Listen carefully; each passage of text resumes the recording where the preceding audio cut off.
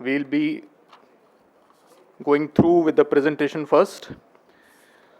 And to welcome, first of all, I would like to give a quick brief of our delegate. She is the president of Olympic Academy of Ukraine. Keep counting. Vice President, National Olympic Committee of Ukraine, member of FISU Education Committee. Also, she is an author and co-author of more than 400 publications in the area of history and modernity of sports and many more. Olympic movement, and she will be talking on the Olympic movement after the Paris 2024 Olympic profession. With this, I would like to welcome on the stage Professor Dr. Mariia Bulatova, President of the Olympic Academy of Ukraine. Please give her a big round of applause.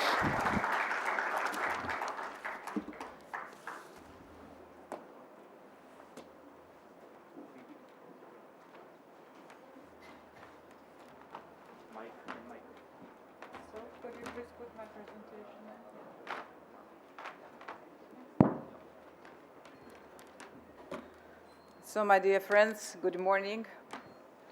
First of all, I would like to thank everybody who was invited me to participate in this first scientific conference in your university, and hope I will be back here in 11 years to celebrate the Olympic Games 2036 and to participate in the Pre-Olympic Scientific Congress. As you know, usually when we are hosting the Olympic Games in the same year, we have the Pre-Olympic Congress, scientific one, and I think it should be the university where we are working now hosting this big event, international event. So I wish all the best to your university, and now I would like to tell a few words about ourselves and what we are doing in Ukraine, and then I came to the main presentation. So because the leaders of the Olympic Studies Center here asked me to tell about us. So I'm coming from Ukraine. I'm working in the State University of Ukraine on physical education and sport. And this university is celebrating the 95th anniversary of its existence. Yeah, thank you very much. So when Ukraine got independence, it was in 1991. Immediately we started to cooperate with the International Olympic Committee and created the Olympic Studies Center at that time. So we had a meeting with Mr. Samaranch. We explained to him that we need to do something because Ukraine is a very high-level Olympic country, but we had no idea what to do with Olympic study and research and Olympic education. So we went to Mr. Samaranch and we asked for money. Because we started to talk to him, we understand what we have to do, but Ukraine was absolutely poor at that moment, so we asked for support of the International Olympic Committee, and we got it. Mr. Samaranch told us that we have to create the Department on Olympic Sport, to put the Olympic sport in the curricula of physical educators, of the preparation of coaches and physical educators. So we have to prepare handbooks to teach the teachers, because if somebody not professional and we didn't teach the teachers, who is expecting to see the knowledge on Olympic sport or Olympic values or Olympic education? So the teacher should be taught first. Then we have to develop the Olympic Museum of the country. We have to develop the Olympic Library. We have to establish the scientific journal, for sure, because we have to need publication on Olympic sports, and to hold once a year, an international event, an international scientific congress, and we did it. It is modern Olympic sport and sport for all. So we created one of the first international center for Olympic study and research. It was in 1993. So we got the facility at the university, 500 square meters. We have teaching rooms, auditoriums, large rooms. We created a library. The library is great. It's 30,000 pieces of books on different Olympic sports, 30,000. Then we have created the Olympic Museum of Ukraine. And it was very interesting because the research started from that. We asked ourselves, who are we Ukrainians on the Olympic podium? And we made a research by our Center of Olympic Studies, and we found out that it's 463 Ukrainians were on the Olympic podium. Then we put the next question: how many coaches prepare that people? Because it's important to know. So we prepared this too. We calculated that what kind of education have the coaches who are working in Olympic sports, why they stopped, how they appeared there. And Olympic silver and gold medalists, as I told you, 463 biographies. So it was a great job for the Olympic Studies Centre, and we put all the materials to the Olympic Museum. So in several years, now I would like to talk about the education, what we are doing in the university in the Center of Olympic Studies. So we are providing education on all 3 levels of education: bachelor, master, and postgraduate courses, just Olympic sports. On the bachelor level, we started in 1993.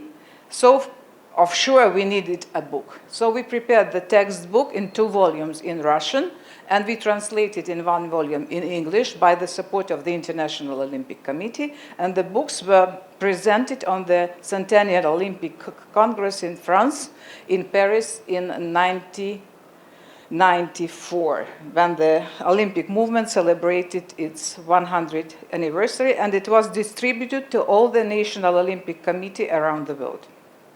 It was the first textbook on Olympic sport. Then we continued our research, and the years come and go. So we prepared these 5-volume encyclopedias about everything, about the Olympic symbol, Olympic traditions, and most of the material was about the Ukrainian Olympic sport, the roots, and the people who made the glory of our country, their coaches, and the journalists. Because journalists are making the propaganda, as we say it. They are advertising the Olympic sport. They are advertising the families.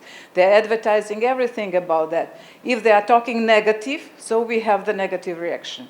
So if they are talking about doping every day, doping, how can we educate children? No chance, right? It's bad. It's something very bad. We don't want to participate in it. And if they are talking about the values, about the nice example, about fair play, so it's attractive. So that's why the sport journalists are a very important part of our education, and we have to educate them too. Because when they are doing the Olympics, they have to say the games of that Olympiad, because Olympiad is not the games, it's 4 years in between the games. So we are celebrating the games, and Olympiad is this 4 years in between the celebration. And they have to know this, because this is just education, and we are educating them with our coaches and teachers too. Then we created so Mr. Samaranch left that position, the president of the IOC. We met in Lausanne in the Center of Olympic Studies. We showed him what we did. We thank him very much for his 10 years support, but he left the position, and we started to work with the next president of the IOC, Jacques Rogge. And with the support of the next president, Mr. Jacques Rogge, so we published a new book for the education in the bachelor level. It's 600 pages each, but it's complicated. It's mostly for educated coaches, not for students, because it's very deep. So you have to know the basic knowledge, and it's deeper than the previous book. And to apply this book, I created, it's my work, because I love to do such kind of things. You have to prepare the application. So it means that the students have a possibility to have fun. Not all the students love to read. They love to see pictures, they like to see the inscription to the pictures, and they like to play. Why they are playing? We put questions, we put 4 answers. They probably don't know the correct answer, then they turn the page and see the correct answer. If they are doing page by page, so they have the knowledge. It's very easy, and it was a tricky thing. And I was decorated for that book, the application to the first 2, one by the Olympic historians. Then we prepared that, it was a CD at that time, but now we have it in the internet, the application. Our Olympic champions and sportsmen and participants of the games, they are going to talk to children during the Olympic Day. And not every athlete can talk properly about the Olympics. If they are not educated, he just can talk about himself. How he wake up, what he is eating. It's interesting, but it's not an education. That's why we prepare this thing, and we are giving to each athlete, to each person who is going to the schools to talk to children, to show the film about the Olympic history, about the history of the movement. It's very short and very attractive, but the students who are sitting in the school, they understand what it's about. And then the Olympic champion or the great athlete, he is talking about himself, how he get to this movement and what he is doing in this moment. And I think it's a very good thing because it's applicable. Then we go next. So we need, I'm just talking about the education, yes? So we prepared the 3-volume edition. So the first volume is the cultural heritage of ancient Greece and the modern Olympic Games, and then the games in 2 volumes. It's a huge book, well edited in very nice colors and a lot of pictures because we are cooperating with the International Centre of Olympic Studies of the IOC. They provided us with the pictures and text. So you can know about everything in this encyclopedic edition. So this is for coaches who are educated on the first level. Then we go deeper because we need to do the application for the students who are doing their master degrees and PhD degrees. So we transfer this book to the handbook. We have text, then we have questions, we have answers, and then we have literature, what they would like to read if they would like to have a deeper knowledge than they had before. And the second one, we have the book, The Olympic Movement in Ukraine, because the games is games, the Olympism is Olympics, Olympic sport is the Olympic sport, but the Olympic movement had the roots and it's a little bit wider than we were talking before. So the Olympic movement in Ukraine, they had roots because we had Greek colonies. And when the Greeks come to Ukraine and they settle the Ukrainian southern part, they play the games. So it is not Olympic Games, but it's athletic games. So we have roots from ancient time, and we have a lot of golden things which are proving that we had these games. So this is the roots, and then the development, etc., and the modern Olympic sport in Ukraine. So it's a very popular but educational book, as you understand it. It's in 3 languages, in Ukrainian, Russian, and English. So after all this work in 20 years, as you understand, so we are in the international level, and we decided to transfer our Olympic Center to the Olympic Institute. And we had a big presentation. We had 27 IOC members. We had Sheikh Al-Sabah, who was at that time the president of the Association of the Olympic Committees. And we were, what to do? No signal? IOC? But I couldn't change. And we get the status of the Olympic Institute. We have now in the world 2 Olympic institutes, in Cologne and in Ukraine. What's happening? No signal. My dear friend, what to do? So you can see me in the nice red dress. Sorry, excuse me. What? Here? No. Oh, yeah. Okay, then we go down. We did the next step. So about the Olympic movement, I told you that Olympic movement is not the Olympic Games and the Olympic sport. So we prepared a 2-volume Olympic history and modernity and the Olympic movement. So one book is 640 pages and the second one is 672. You have all the information about what you need to know about the Olympic movement. The content, the ancient Greece. We are not talking about the games. We have to understand what was the ancient Greece and how the idea was born. The second chapter is the Olympic Games in ancient Greece. So we explain what it was, how it looks like, what they did, and what was the result, and what was the purpose, and what was the spirit. Then the revival of the games. It's not just Pierre de Coubertin was born and the games appeared. No. Then the Olympic sport in the reflection in literature, art, and different kind of art. Then we are teaching the IOC presidents. Well, why we are teaching IOC presidents? Because starting from the first president of the IOC, Dimitrios Vikelas, it's a biography, it's a building up the Olympic history. It belongs to the person, the leading person who is leading the movement, how he is living his life, what's his vision. The Olympic movement is turning like that. I can make a lot of examples, but now it's not time to do it. Then periodization of the games. The wars, which happened in the 20th century, they changed the world, so we have periods of development, then we have period of stagnation and others, so we are talking on the Olympic movement in this part, in this vision. Then the international Olympic system, how it's working. All the time we are asking, where are the money from? So we have to understand, it's not just the God's giving, so we have to work hard to receive money for the Olympic movement. It's one of the strongest international organizations now. Then the peculiarities of the Olympic system functioning. So we are talking about economics, about politics, about the athletes, about his entourage. We are talking about the women in sport, environment, etc., etc. So these 2 volumes, if you read it, so I think it's very useful and you can do the PhD degree for sure.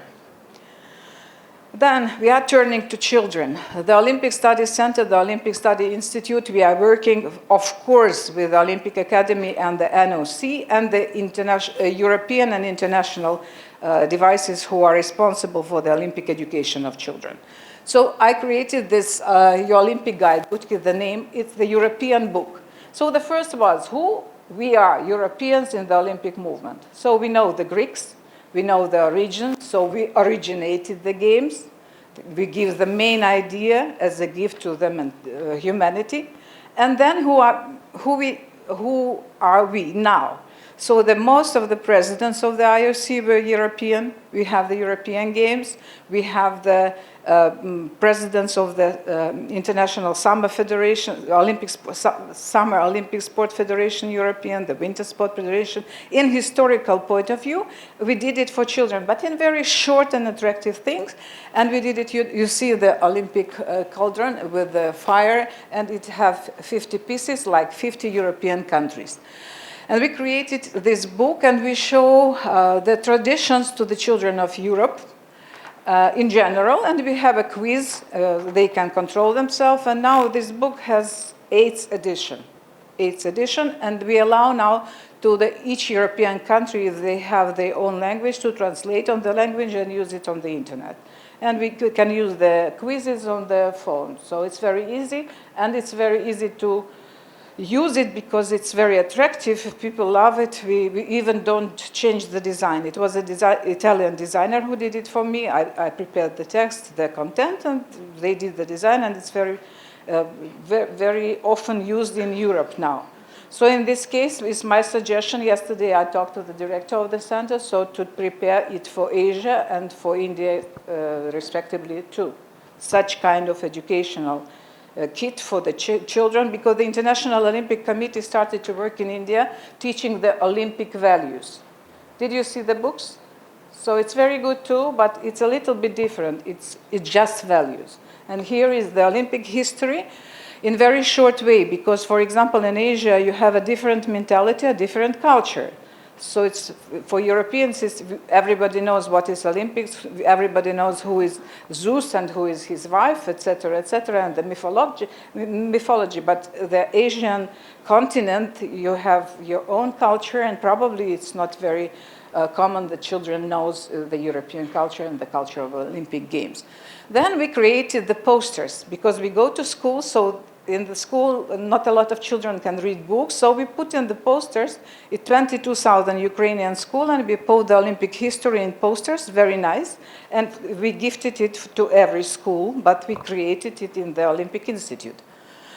Then we created 60 posters for different kind of sports, starting from the Olympic history, how this sport was born, and then the evaluation of the sport. And you have the Ukrainians on the Olympic podium in the right corner of the of these posters. So you'll learn the Olympic history, and you can choose the sport what you like more, and you know the best heroes, Ukrainians on the Olympic podium. Just watching the posters, which were distributed to every 22,000 schools, of course. Now we created these encyclopedias. As I started to work in the IOC Commission on Culture and Olympic Heritage, so we had to do some contribution. I feel that I have to do some contribution to the development of culture and blending culture and Olympic education. And I started to prepare this very nice, very attractive and very beautiful encyclopedias. So it's a short description of the evolution of the sport. Then you have the description of the games and the Olympic heroes in pictures and pieces of art. This is, the covers of the books. So it's track and field, boxing, wrestling, ice hockey, fencing, figure skating, tennis. Now I have prepared 9 books, 9 encyclopedias. So I just would like to show the pages of it. The book is a piece of art, because all the kind of sports, what we have now, what we are teaching now, what we are doing now, what we are practicing now, they have a very, very deep roots. And we have to show children that it's not just started with us. Another book is the pages from the book Fencing. So, and then we get to the main point.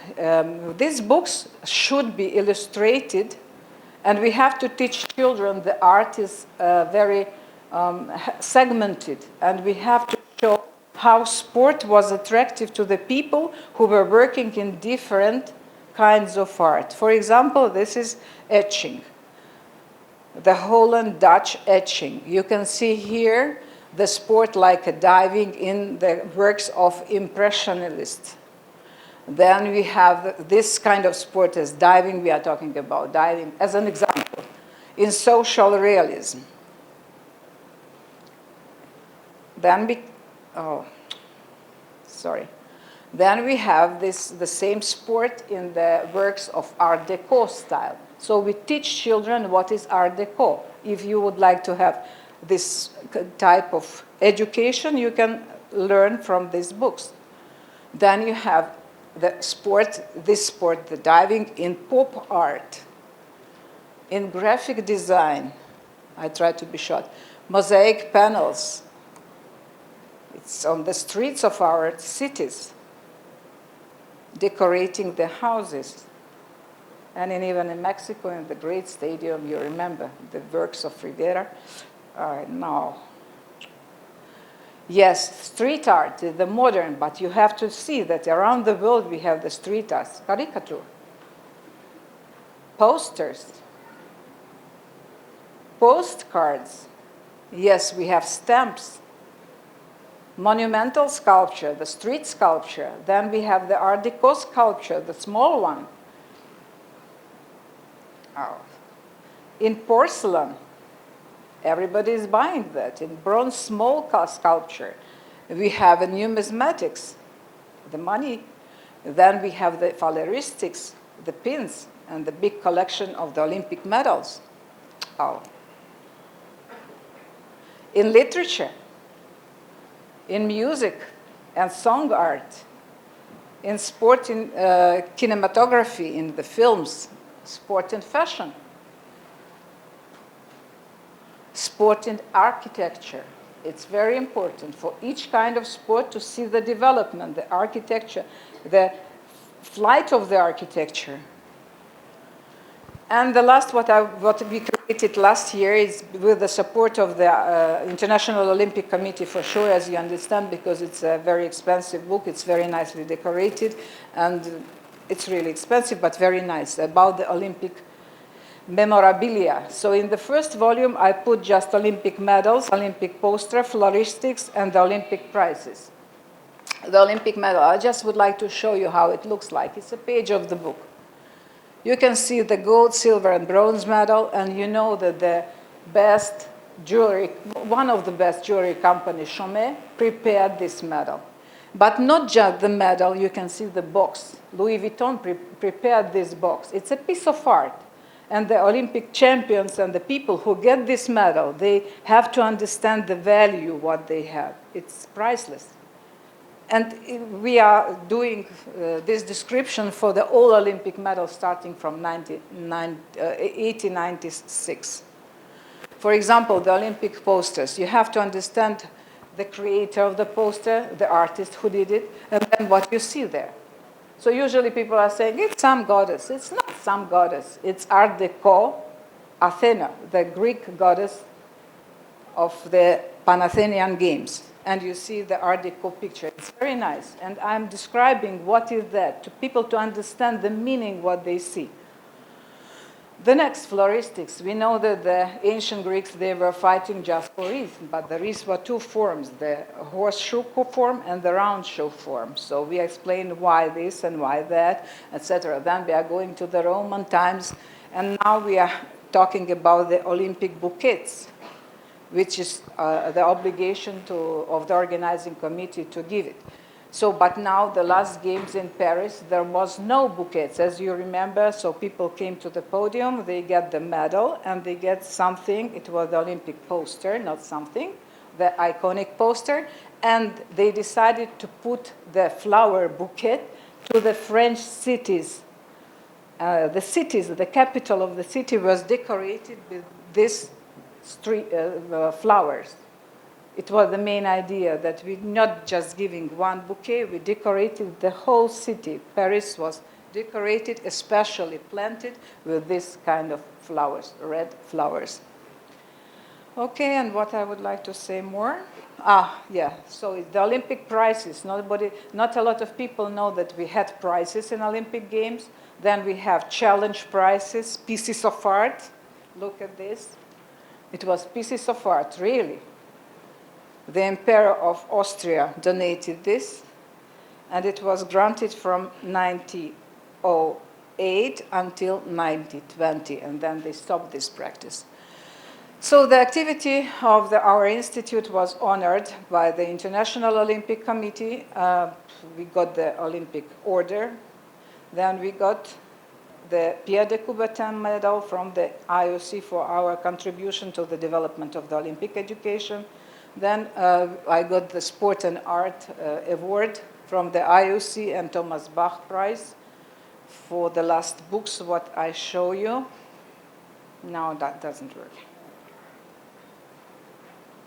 Yeah, we were appreciated by the Olympic historian. We got the Vikelas Plug and the International Olympic Academy Award, Athena. And I would like to say we have another direction of education, but I was just talking about the Olympic education, like in culture and education. The second, what we are doing in the athletes preparation, we are working on elite athlete training. That is very interesting, of course, for you in this moment, how to select athletes, how to build up this training, how to control what you are doing day by day, week by week, year by year to prepare the Olympic cycle. It's absolutely different. And I'm not working exactly in this field, but it's very, very important. And we are doing that. And the renovation courses for the coaches, we are holding two in the Olympic Institute. So thank you very much for attention, but I have another presentation if you're interested in it, or we have time, I have to ask. If no, I'm very appreciative that you were so kind to listen to me so long. So what is the plan? It's enough? Just tell me. Okay, so we stop. So once again, thank you very much for your attention. Yes?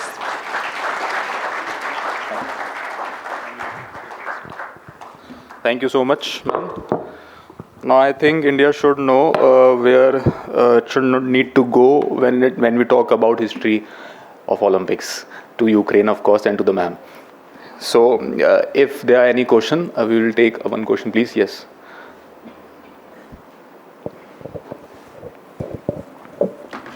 Good morning, ma'am, and thank you so much for this wonderful presentation. Ma'am, I would like to ask, or rather comment and then a question. Like, for example, when we look at sports culture or sports history in India, starting from the Indus Valley civilization, and then to the Vedic periods, and then again to Mahabharata, where kings and princes from many across the countries, across the regions, they came together and played sports. And then, and then we see in the contemporary times polo, chess, kabaddi, these all games getting popular in the global parlance.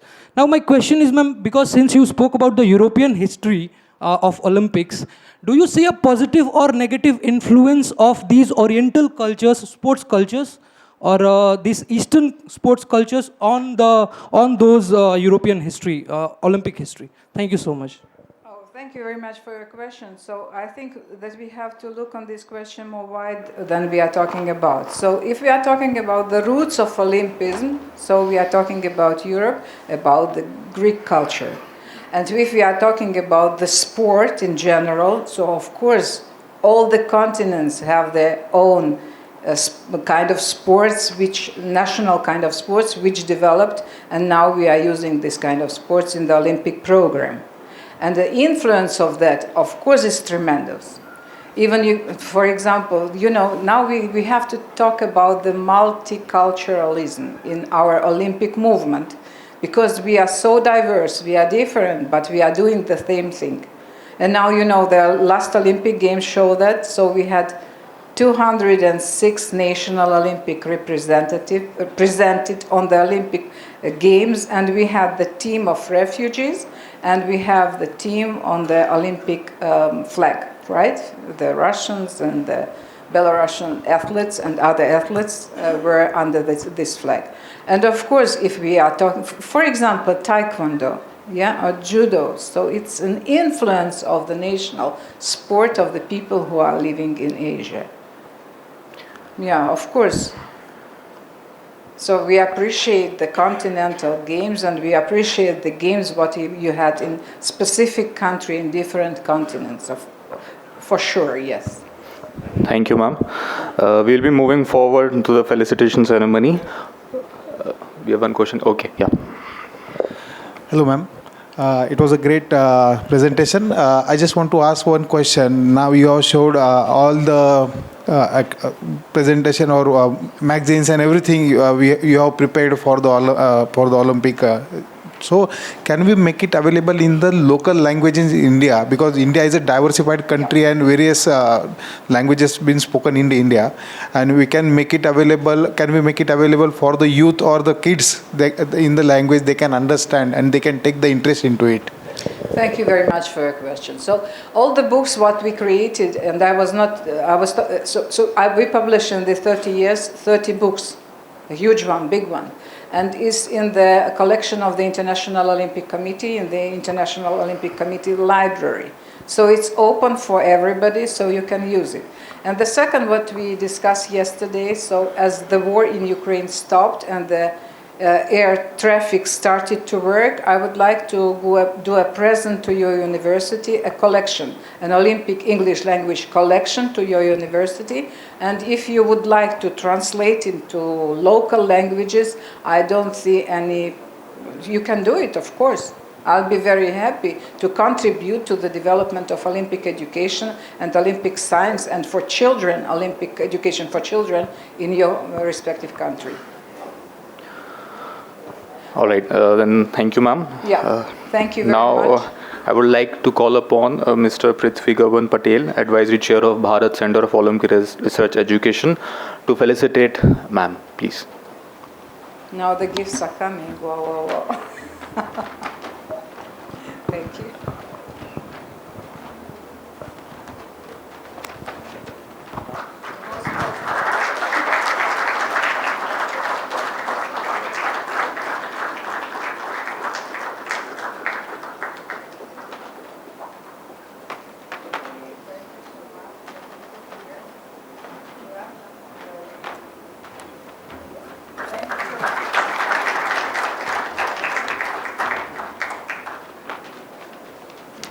Thank you, ma'am.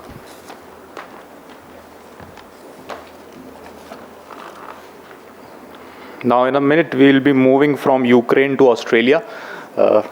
So we'll be having a virtual session by Honorary Professor Jobling.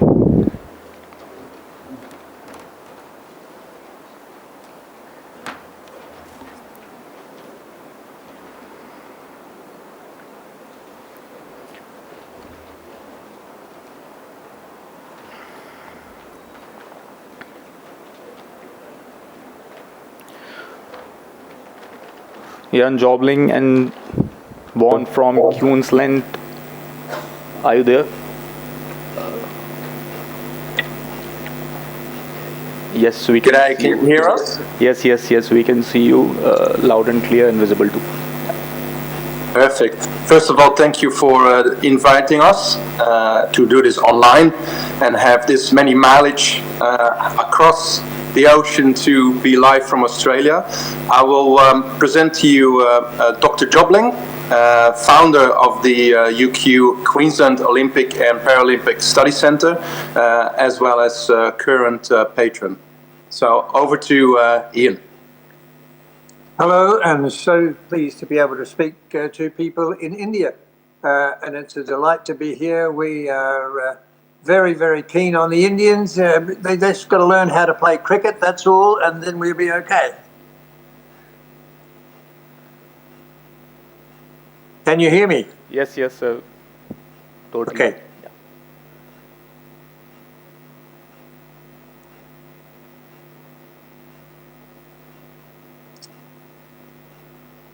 Good to go, sir. What's happened?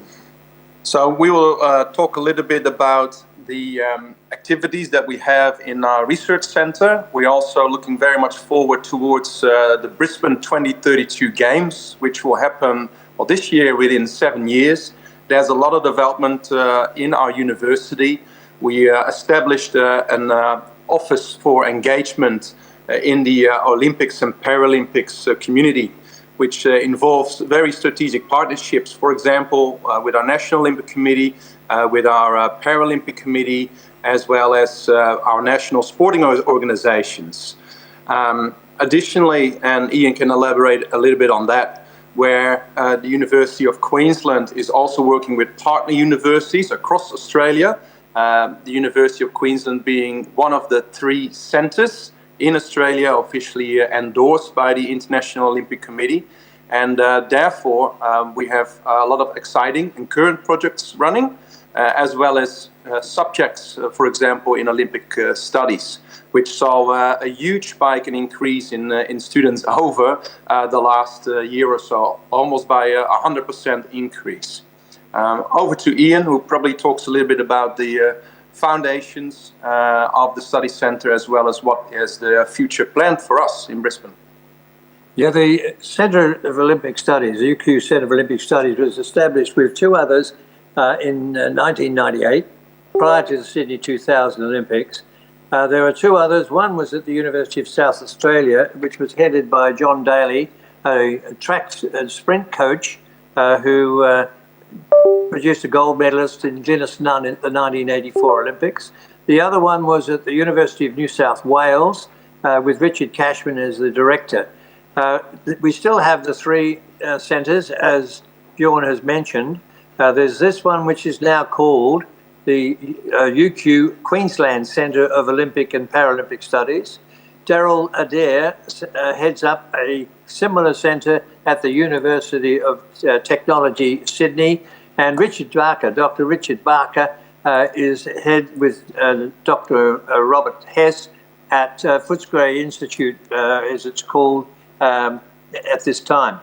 So they're the 3 centres that have been going since 1998, and we, at the moment, as Bjorn alluded to, we have 2 other institutions here at the University of Queensland, at the universities in Brisbane. One is a person who was a former student at this place called Dr. Carolyn Rio, and has made inroads through the IOC, and she is an engagement person for the 2032 Olympics at Griffith University in Brisbane. One of our programs at the moment is to monitor what is happening since the change of government in Queensland itself. It is now a Liberal Conservative government, and they decided when they took office at the end of last year that they would have a 100-day reassessment of what may be available and what may happen for 2032 Olympics, particularly the venue. And we all know how costly the main Olympic stadium is. We believe, or many people believe, that the current one that was nominated when we put in a bid for the 2032 Olympics, which was mainly a cricket oval, a very famous cricket oval called the Gabba. Now they're saying that that is not quite suitable for the Olympics of 2032. So the key factor at the moment is where may they put an Olympic stadium? There are several venues. I won't go into the details at the moment, but we've only got a couple more weeks before certain decisions have to be made. So we're in a limbo at the moment to be able to talk too much about 2032 because the venue, the key venue, will take up a lot of money, and after that is decided, then I think they will be deciding on some of the other locations. I am semi-retired from the University of Queensland now. As Bjorn said, I'm the patron, honorary patron of the centre, and I'm up in what's called the Sunshine Coast. North of Brisbane is the Sunshine Coast, south of Brisbane is the Gold Coast, and both North and South Coasts are wanting to be very much involved and are very much involved in the Olympics. So I'm particularly involved in the Sunshine Coast, thinking what venues and what activities and sports either before or during the Games will be held. So we can't say too much about 2032 at the moment because nobody's too sure about what happens. So I'll hand back to Bjorn. To add on that, there's a lot of understanding and awareness towards, for example, community projects, engaging students to touch base on the community with projects that are maybe part mandatory, for example, education, as well as rehabilitation, parasport, athlete enhancement, coaches learning. So there's a lot of students, even bachelor students, postgraduate students that are already doing and committing projects and research in those areas that will touch base on the strategic pillars that will happen in Brisbane 2032. Aside from our school, there's also a School of Health, Engineering, Infrastructure.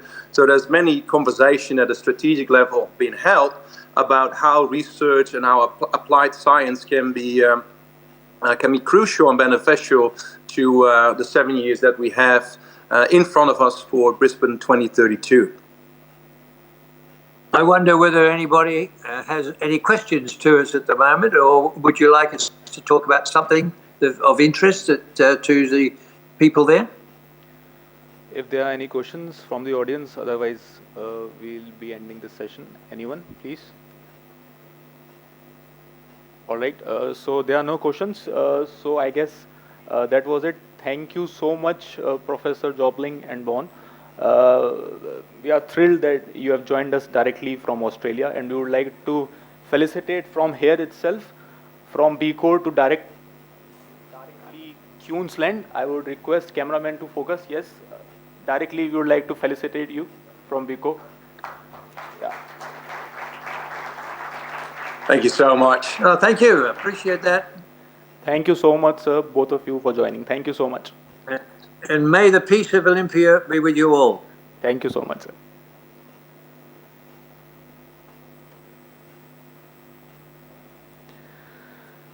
Okay, after that quick session from Ukraine to Australia, we'll be moving back to the Europe, Poland, and we'll be having a quick session again by Mr. Grigor Botmina, Director of Polish Olympic Studies and Research Centre. He'll be joining in a minute, and we'll be talking upon ethical and transparent practices, ensuring fairness and integrity in the organization.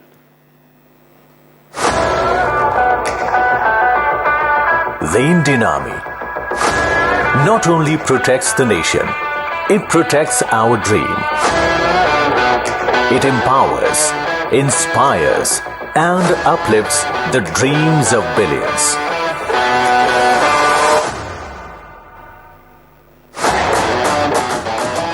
Sharpening focus, packing punches, acing the pace, leaping high, leaping long, hitting the bullseye, aiming for golden throws.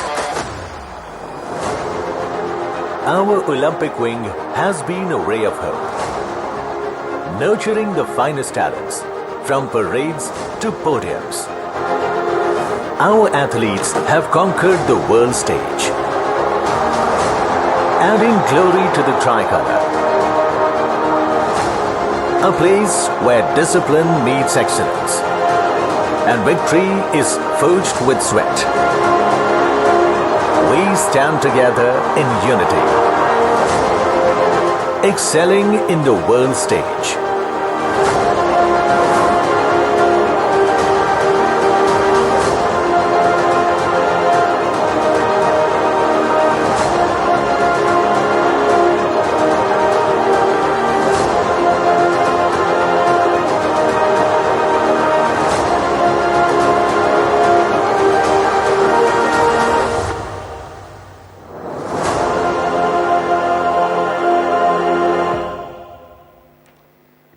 Thank you. So we have joined with Ms. Deepa Malik. I request everyone to give her a big round of applause. And we have among with us other para sports athletes. I request everyone to give them also a very big round of applause.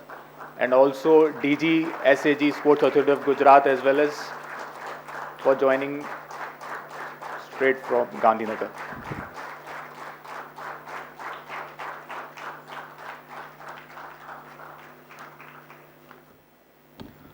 All right, we welcome you to the first International Olympic Research Conference. A quick insight about Dr. Deepa Malik. First of all, Padma Shri Khel Ratna Arjun Awardee, first Indian women Paralympic medalist, South Asian Sub-Regional Representative, Asian Paralympic Committee, member Disability Advisory Committee, Government of UP, Uttar Pradesh, former President Paralympic Committee of India, and of course, Limca World Record holder for adventure sports, conferred in 3 and also conferred honorary 3 PhD degrees. She is also a winner of 5 President. The list is on and on. So with all my heart and with all of RRU and BCORE, we would like to welcome you, ma'am. Thank you so much for being here. We'll be starting our quick session, which was scheduled in another 2 minutes. As we are still facing some challenges regarding joining of our virtual guest, we would like to showcase to Deepa ma'am and to our guest the RRU video.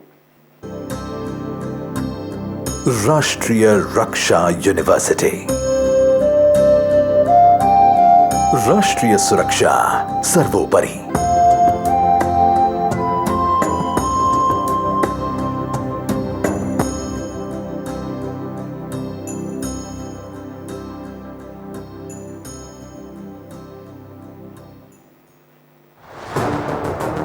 A safe, secure, and developed nation requires the inculcation of the highest ideals of citizenship and citizen-centric services with intellectual acumen, more commitment, and professional competence. To inculcate these eternal values and ethos into every citizen, and to create well-trained personnel in the field of national security, the Honorable Prime Minister of India and the then Chief Minister of Gujarat, Shri Narendra Modi, envisioned a university for national security. Rashtriya Raksha University. Rashtriya Suraksha Sarvopari. Rashtriya Raksha University earlier functioned as Raksha Shakti University. The university was transformed as an institution of national importance under the Ministry of Home Affairs by the Parliament of India on the 1st of October 2020.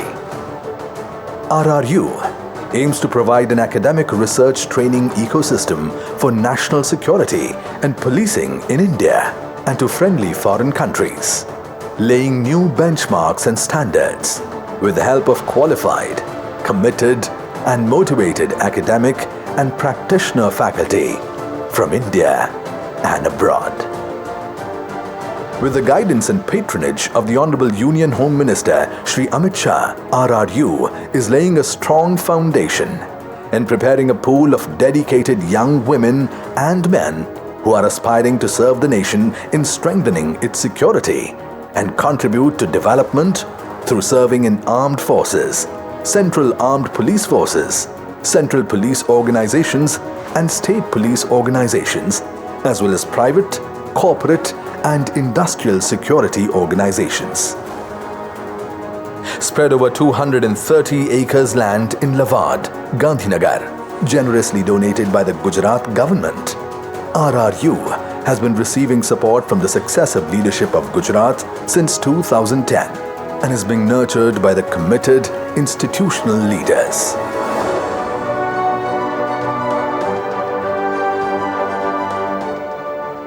RRU covers all aspects of national security and works for smart police. Certificate, diploma, undergraduate, postgraduate and doctorate degree programs are offered in these areas. Security and Scientific Technical Research Association, SASTRA, and the Atal Innovation Centre are India's first national security innovation centres with an objective to facilitate a quadruple-way engagement between academia, innovators, industry and the government for innovation, incubation and technology acceleration in the security space with application of science, engineering and technology. An aggregator of security-oriented startups, innovators, MSMEs and others, Sastra is an active contributor to the Atmanirbhar and Atma Surakshit Bharat. Global and national experts, practitioners and faculty identify and deliberate on national security challenges and issues, impart contemporary and futuristic training and education, work towards enhancing the police image for their competence, dedication and caring services, as well as empowering women in security. The university aims to create and sustain global footprints for security education. Each school has a particular vision and mission and is equipped with the latest and futuristic technology laboratories and tools. The university functions through specialized schools.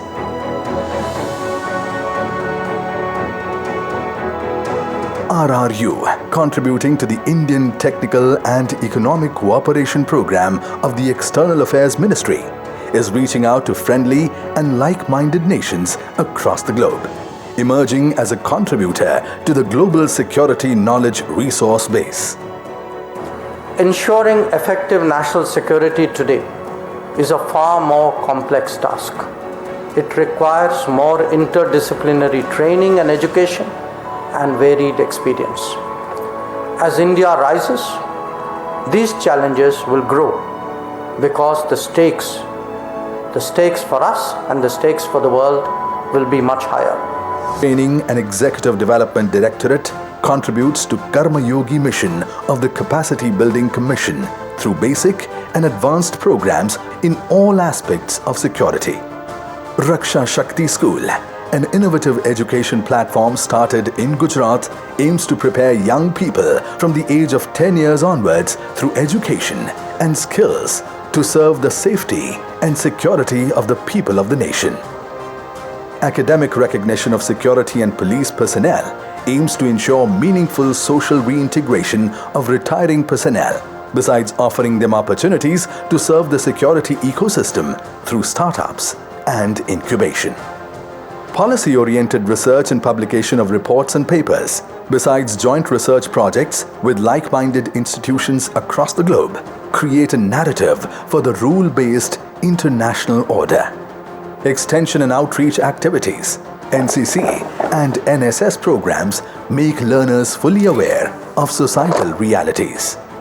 RRU campuses across the country and beyond national borders connect the regions and provide learning, training and research opportunities to security aspirants and in-service personnel round the year. राष्ट्रीय रक्षा शक्ति university अपना व्याप बहुत तेजी से बढ़ाने जा रही है। अब तेजी से सभी क्षेत्रों में जाकर अपना एक-एक कैंपस कम से कम खुले क्षेत्रवार इसकी चिंता करेगी।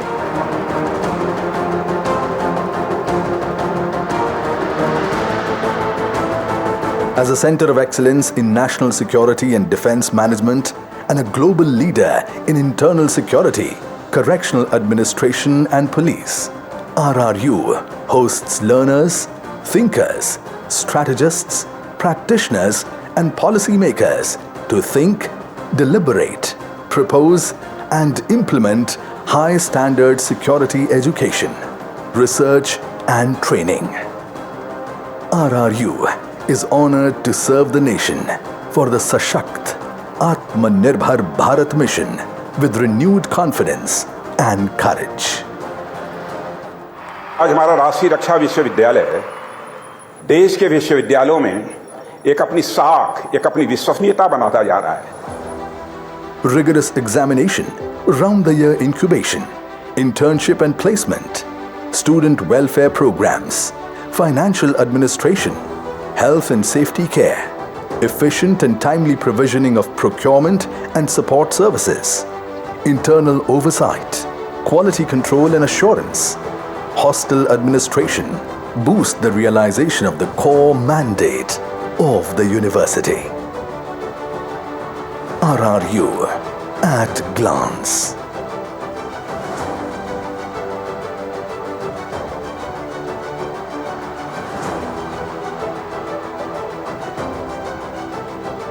यूनिवर्सिटी देश का गहना है जो राष्ट्र की रक्षा के लिए यहाँ जो चिंतन मनन शिक्षा ट्रेनिंग होगी वो राष्ट्र रक्षा के लिए आने वाले कालखंड में देश के अंदर एक नया विश्वास पैदा करेंगे.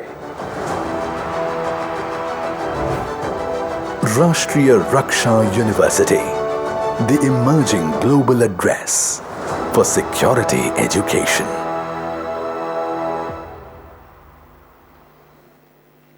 Thank you, team. Now I request Dr. Deepa Malik, ma'am, to please come on the dais, and we'll be starting with her presentation first.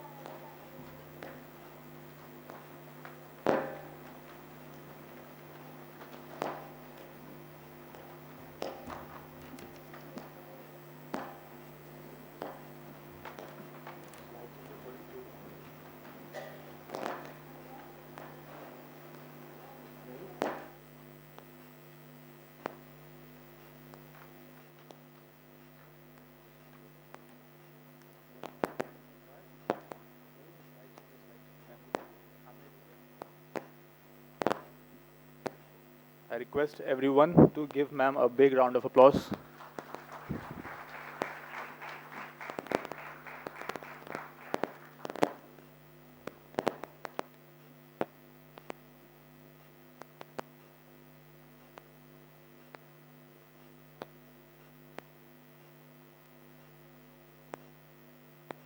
And inclusion in Indian sports, please.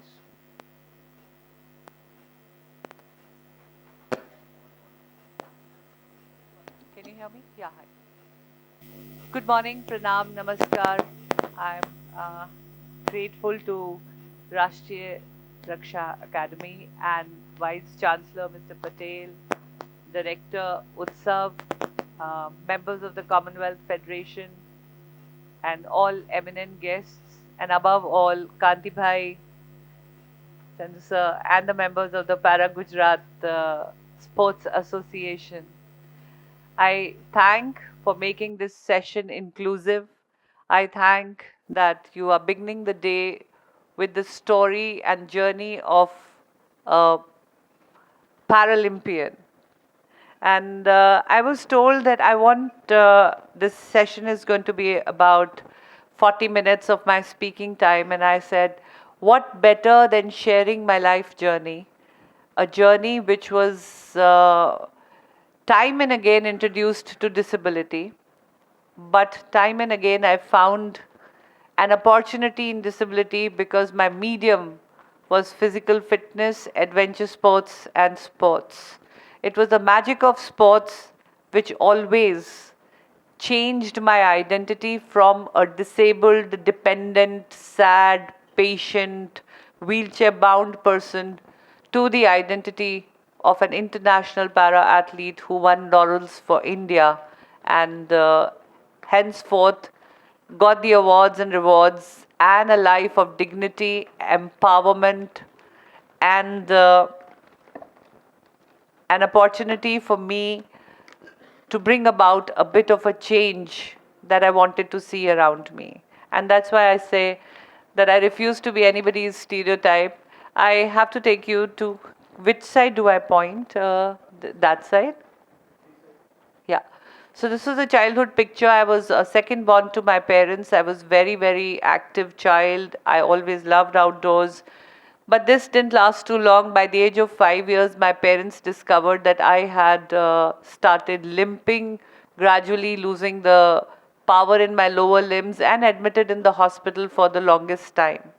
I saw my parents struggle in their timetable. I saw them juggling between my father's defense services duties, and that makes me even more proud being here at the Rashtriya Raksha Academy today, because I am a daughter of an army officer, I am sister of an army officer, I am wife of an army officer, and I am daughter-in-law of an army officer. So this place has special meaning and special affection for me. And moving forward, in the years where I was barely 5.5, 6 years old, and I was admitted in the hospital, I would often see my mother cry in the corner of the room. However much they were trying to make things easy for me, they were running around between hospitals, offices, between taking care of my elder brother, who was also barely 7 years old. I would often wonder, as a kid, I would never realize, but I used to get a lot of toys, I used to get a lot of storybooks, I used to get a lot of pampering, a lot of uncle, aunts would come and see, and yet I would see my mother cry. But as I finally got the diagnosis, the doctors found a tumor in my upper spine. I was operated, and after the operation started my rehabilitation. Now when the rehabilitation began, I was put in chest braces, leg braces, and it was very painful. बहुत दर्द होता था. Straps जहाँ बनते थे वहाँ पे छिल जाता था. I used to get prickly, I used to get blisters, I used to get skin infections wearing that. But it was important because my body was growing, and the deformities of any kind post-paralysis had to be avoided. And at that point of time, my doctors and my father especially, he being an army man, he used to give me a lot of josh and he used to give me a lot of pep talk. I used to say, no, Deepa, we got to do it. Come on, focus at the larger picture. And then they discovered a way. If crawling or balancing to get the strength back in the body, the physiotherapist, instead of calling it rehabilitation, started calling it sport of the day. He started saying, today we are going to, push a ball and then chase it and, crawl and behave like a dog, and we're going to do a fetch game. Or he started innovating very new things for me to start practicing. And I realized that whatever was told to me as a medical exercise was more interesting when it converted into a sporting activity or activity which had better interest for me. At the same time, I learned the major lesson of my life. My father told me, Deepa, focus on the larger picture. The larger picture today is to walk again. And whenever you have to achieve a larger goal in life, you have to get rid of the discomfort, the pain, step out of your comfort zone. The other thing was, if today you can stand for 5 minutes, tomorrow you will get the strength to stand for 10 minutes, maybe 15 minutes later on. You try to walk 4 steps with the help of calipers and walker, you will be able to walk 100 steps. In short, I learned to push my boundaries. I learned to raise my own bar. So actually, the disability gave me that subconscious ability of pushing my comfort zone and pushing my limits and pushing the boundaries and raising my own bar. And that became a lifelong lesson. Well, I walked again and I was absolutely fine after that. I grew up liking adventure sports. I fell for the love of wheels. Sometimes I say maybe I was so much in love of wheels that the wheels came back in my life in the form of a wheelchair, which I actually call my wheelchair. I never call it a wheelchair. And this was a young me. I was a very unconventional girl of 80s. Back then in my country, India, a girl biking around was not such a common sight. But I always say that my marriage was love come arranged. My love for bikes got my marriage arranged. Because literally I told that whoever is going to gift me a bike will be getting married to me. And eventually a young officer from Indian Army did come forward to gift me a bike. And then the life became a fairy tale. Life was a fairy tale. We did a lot of biking, and he was also a very keen sportsman. He was a shooter and a gold medalist from university games, and he played all troop games. He was a very popular officer because he could merge, mix, and be with the troops. And I think that one thing I learned, that he made a good leader and a good officer because he played sports with the Jawans, with the troops. So it was very easy for him to relate to them, and that's again the power of sports. When you're playing football, handball, basketball, you're playing cycle polo, and you're playing these games, team games, it gives you an edge to become a better leader, even in defense services, I would say. And so it was an outdoorsy life, everything was perfect. And our first daughter was born. Devika came into our lives, and Devika started walking, and I started reliving my childhood through her tiny steps. Because मुझे लगता था बचपन मेरा पूरा ऐसे ही गुजरा और अस्पताल में गुजरा. मुझे अपने बचपन के चलने की यादें नहीं थी. But अपनी बेटी की टांगों में मैं अपने कदम ढूंढती थी बचपन के. But it didn't last too long. At 14 months, she stepped out. By mistake, the main door was left open when the domestic help left. The dogs chased a cow on the street. She ran out. She got hit by a biker on the road. She had a terrible head injury, and the left half of her body got paralyzed. She had hemiplegia on one side due to internal bleeding and impact on the brain. And we took her to the same Pune Command Hospital, which was the best defense services hospital. And I looked at her and I said, why me, why again? Because it was in the same hospital I had spent 4 years. And it was a neurological paralytic case. But it was devastating. I was angry, I was frustrated at the same time, but once again, that whole possibility of rehabilitation and introducing proper exercises in our life, I was just about, getting over that shock. Meanwhile, I had my younger daughter, Ambika, came into our lives. But soon after the delivery of the second child, I started limping again, and my tumors were back. And this time my tumors were back with a vengeance, and the doctors barely gave me 7 days to celebrate walking. They said the tumor is originating from within the spinal cord, and to remove all the infections, we have to cut it, remove it properly. They said either you will die because it's a redo surgery, the infection can spread to the brain, or, whatever happens, but you're not walking again.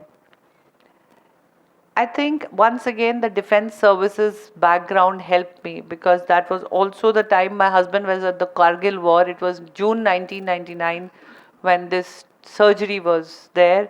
He was not there. There was no way to reach out to him. And but when I reached the hospital, I was in RR Hospital, New Delhi, Dholakua. Every hour, a helicopter was landing, getting the war casualties from the war zone of Kargil.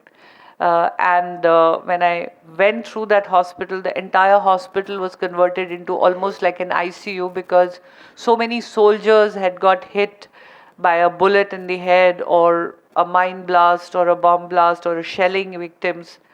And I saw them smiling. They had lost an arm, they had lost a leg. They were not able to see because of the bullet. Some of them were quadriplegic, some of them were paraplegics, with still the shell particle in their body. And I walked through that, and they were smiling, and they were comparing their injuries. They said, I lost a leg. He said, oh, you lost a leg? I lost two. So I am more patriotic. I am more in love with my country. I saw that. I said, these are the young men who were commissioned into the army because they were physically fit. That was the first condition whenever you get into any defense services or any paramilitary force services. You have to be the fittest of the fittest. So I said, but yet they are not angry with themselves. And at the same time, I was somebody who had a medical condition. Who was I to crib? I took that inspiration from them. I underwent the surgery. And somehow the army life and the defense services life gave me that ability to prepare, because every time there is a plan B taught to a soldier, to an army officer. And I also started thinking that what can I do better? So even before I left for my surgery, my family was in Jaipur. I got the ramps made. I modified the bathroom a bit. I put away my expensive clothes. I put my jewelry in the bank locker. I went and met my daughter's teachers. I arranged for a microwave. It was just coming into India that time, and it said that without fire you can reheat the food. So I bought that gadget in the house. I even borrowed a special bed and a water gel mattress from a friend's hospital. Whatever best I could do, I got myself prepared to get paralyzed. That's how I say it. And after this, one thing more happened. When I was admitted, with my daughter getting paralyzed and me getting paralyzed was almost 2 decades apart. And there was another half a decade when I got paralyzed again. But between these gaps, everything changed. India reached, I think the world reached the space. We landed on the moon. Computers started coming in. Technology, science, there was progress all around. But there wasn't much progress when people started commenting about the disability. Nothing had changed, and I had realized why my mother dropped a tear in the corner of the room, because there was so much of ambiguity, there was so much of misconceptions, there was so much of taboos and stereotypes around disability. Oh my God, This woman has got disabled. She has a disabled child. How is she going to be a good mother? How is she going to be a homemaker? How will she travel along with her husband in the army life because they get transferred to remote areas? कैसे होगा? माँ भी अपंग, बेटी भी अपंग. ये घर में खुशी तो आएगी ही नहीं. There was, and so much of expenses now will increase with their rehabilitation, with the special arrangements, with trying to create accessibility. And I think all these doubts made me less handicapped and people around me more handicapped. Why? Because they were not thinking of any solutions around disability. And why were they not thinking any solutions around disability? Because probably they were not used to seeing people in disability moving around. And that needed to change. And I started learning my new body. I started taking my rehabilitation seriously. And I had to do that because I had no option. I had to bring up a child in disability. So as a mother, it was my duty. And post my surgery, I had another complication. The brain fluid leaked out of the side. My body slipped into coma and had to be reoperated. So 3 major surgeries, more than 200 stitches between the shoulder blades, 7 vertebral columns chopped, laminectomy done. Below the chest level, I have no sensation. इसके नीचे पूरा शरीर सुन्न है. Only half my lungs inflate. The rest half are paralyzed. I don't have temperature control in the body. My blood circulation is not as good as a regular human body. I don't have a torso balance. I can't raise both my arms together. And I have spastic paraplegia, which means my body gets stiffened up and every 4 hours, 5 hours, meko usme physiotherapy karke I have to loosen it up. The biggest challenge that I have been facing for past 25 years, I don't have a bladder or a bowel control. Mal or मूत्र की शक्ति अब नहीं है. When to drink water, how much to drink water. If I don't drink enough, my bladder collapses, then I have to be taken to the hospital for catheterization.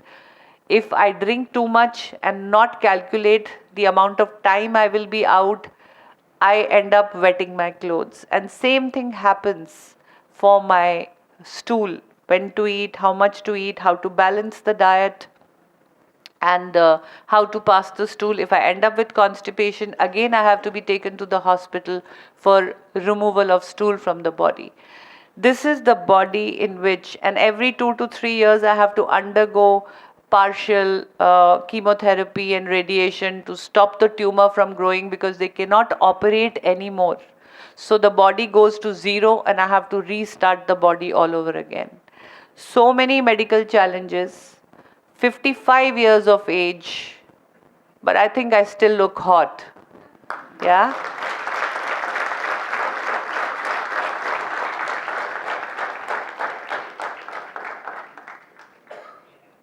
That's what I learned, and I think that's the biggest lesson you are learning today, that people will look at you the way you look at yourself. I was not ready to look at myself as a disabled, crippled, sad woman. I was Deepa. My body was paralyzed, but my soul was not paralyzed. And why people were not understanding that? I wanted to send out a loud and clear message. I wanted to be that mother for a child who grows up and doesn't feel that the world is unkind. I was the beauty queen in 1998-99 and I won this crown.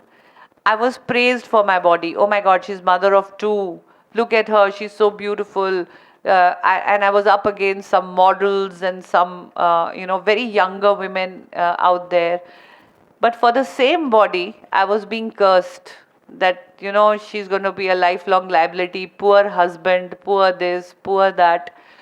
But I wanted to add the word fashion, happiness, tourism, travel, fitness to the word paraplegic or disabled.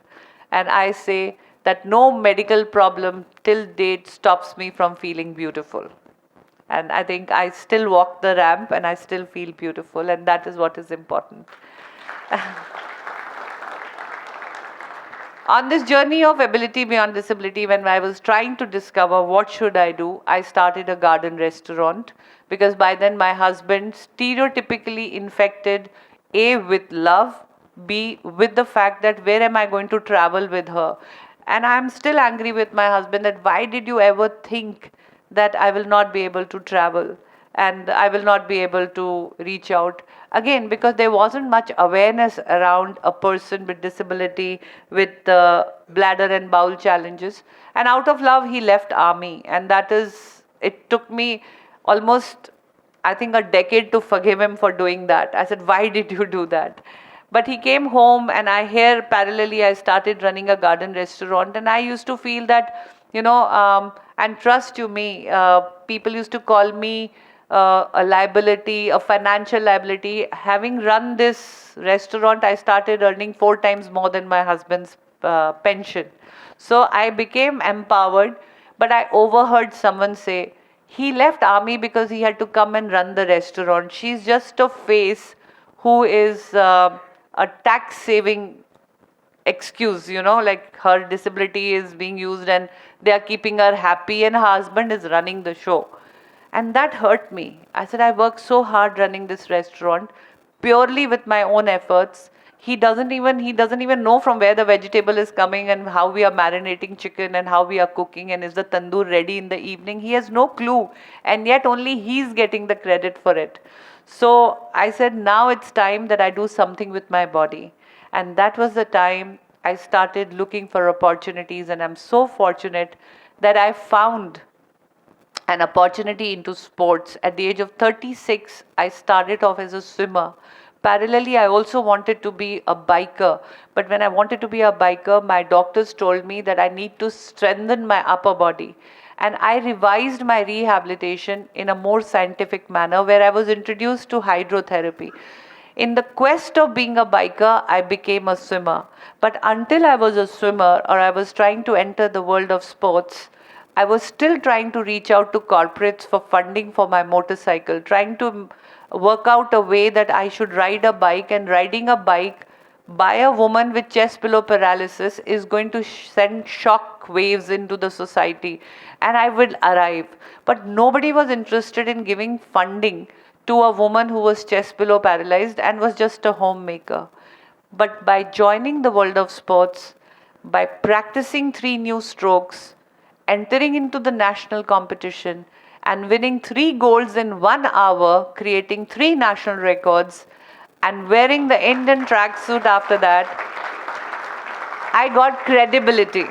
I got credibility of being a fit person, and then the corporates and the funding people believed in me, and I became a biker. I not only became a biker, again with this body, I became a biker the MTV roadie style, and I also became a biker whom John Abraham used to pick up and put her on the bike, and my daughters used to say, Mom, you are hot and your life is so cool.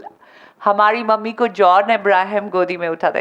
Incidentally, this actor John Abraham is the Tom Cruise of India. So, that's for my friends from the other land. So it became a huge news, there's a woman who's 38 years old.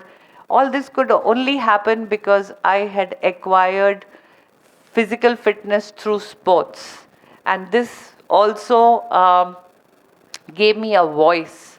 And once I found that yes, by doing these activities, I'm able to change the mindsets, I took it a step higher and I said, let me start making some records, because if my product called Ability Beyond Disability is ready, it needs to reach people outside into the masses.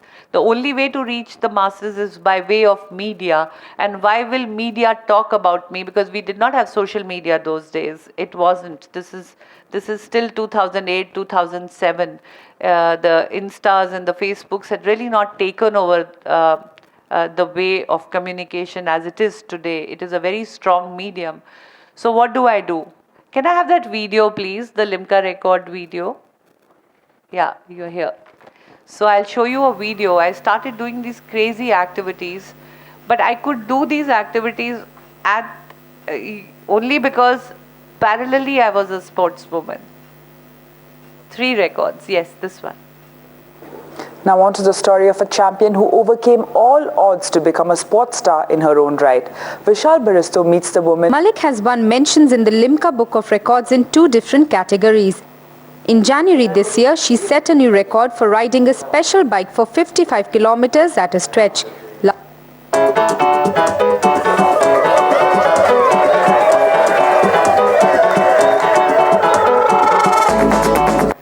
She backstroked against the Yamuna currents for a kilometer.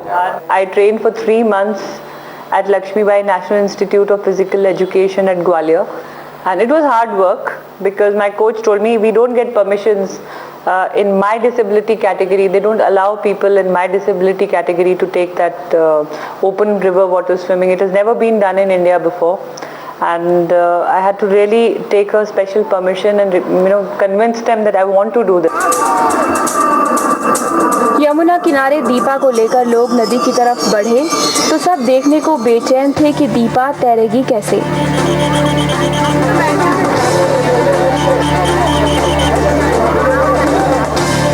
जिसका आधा जिस्म बेजान हो, लकवे से जिसके पैर ना हिलते हों, वो तैरेगी कैसे। पर दीपा ने तैरना शुरू कर दिया।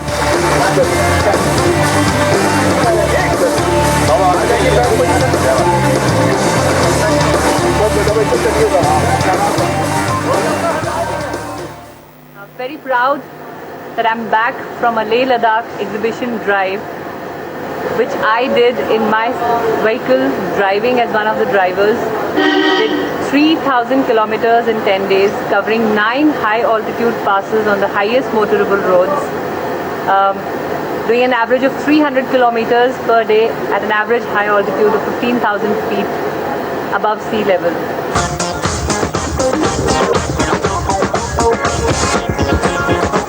Come on, let's go.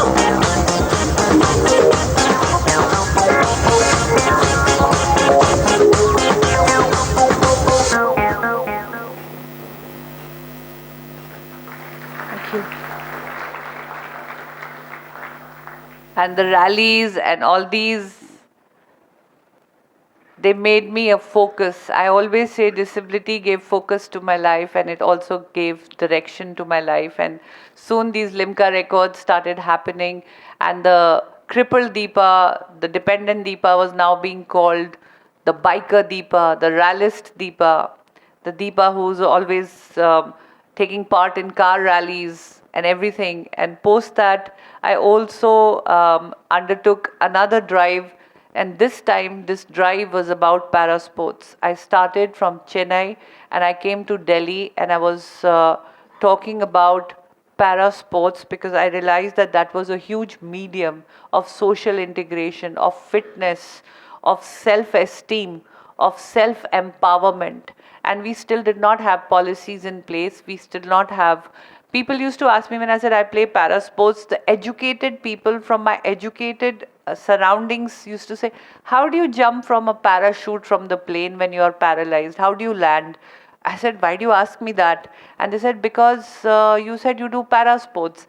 I said, para sports doesn't mean paratrooping or para. It means parallel sports. So that was when I was at the Commonwealth Games in the international zone. That was the first time, I think that was a watershed moment. That was the first time Indian government, Indian authorities were having disability sports amalgamated with the Olympic sports. And because of the format of the sport, we had everybody working towards inclusive infrastructure and everything. But the media was still not used to reporting it. So they suddenly looked at me, and my daughter was my attendant for that particular, my disability category gives an attendant. And they asked, what will Indian players play? They're already injured and moving around on a wheelchair. So my daughter turned around and said that, no, she is a para-athlete. She's supposed to play like this. She is not an injured player. She is a para. And it was difficult for media to even understand what was that. But I think that 2010 Commonwealth Games changed a lot in our country. But prior to that, I decided to do this. And everywhere I went, with every media conference I did, this story was blogged by Business Standard and cardekho.com, and it had the maximum hits. Can you imagine that year? I won the award of maximum hits to a story on a website.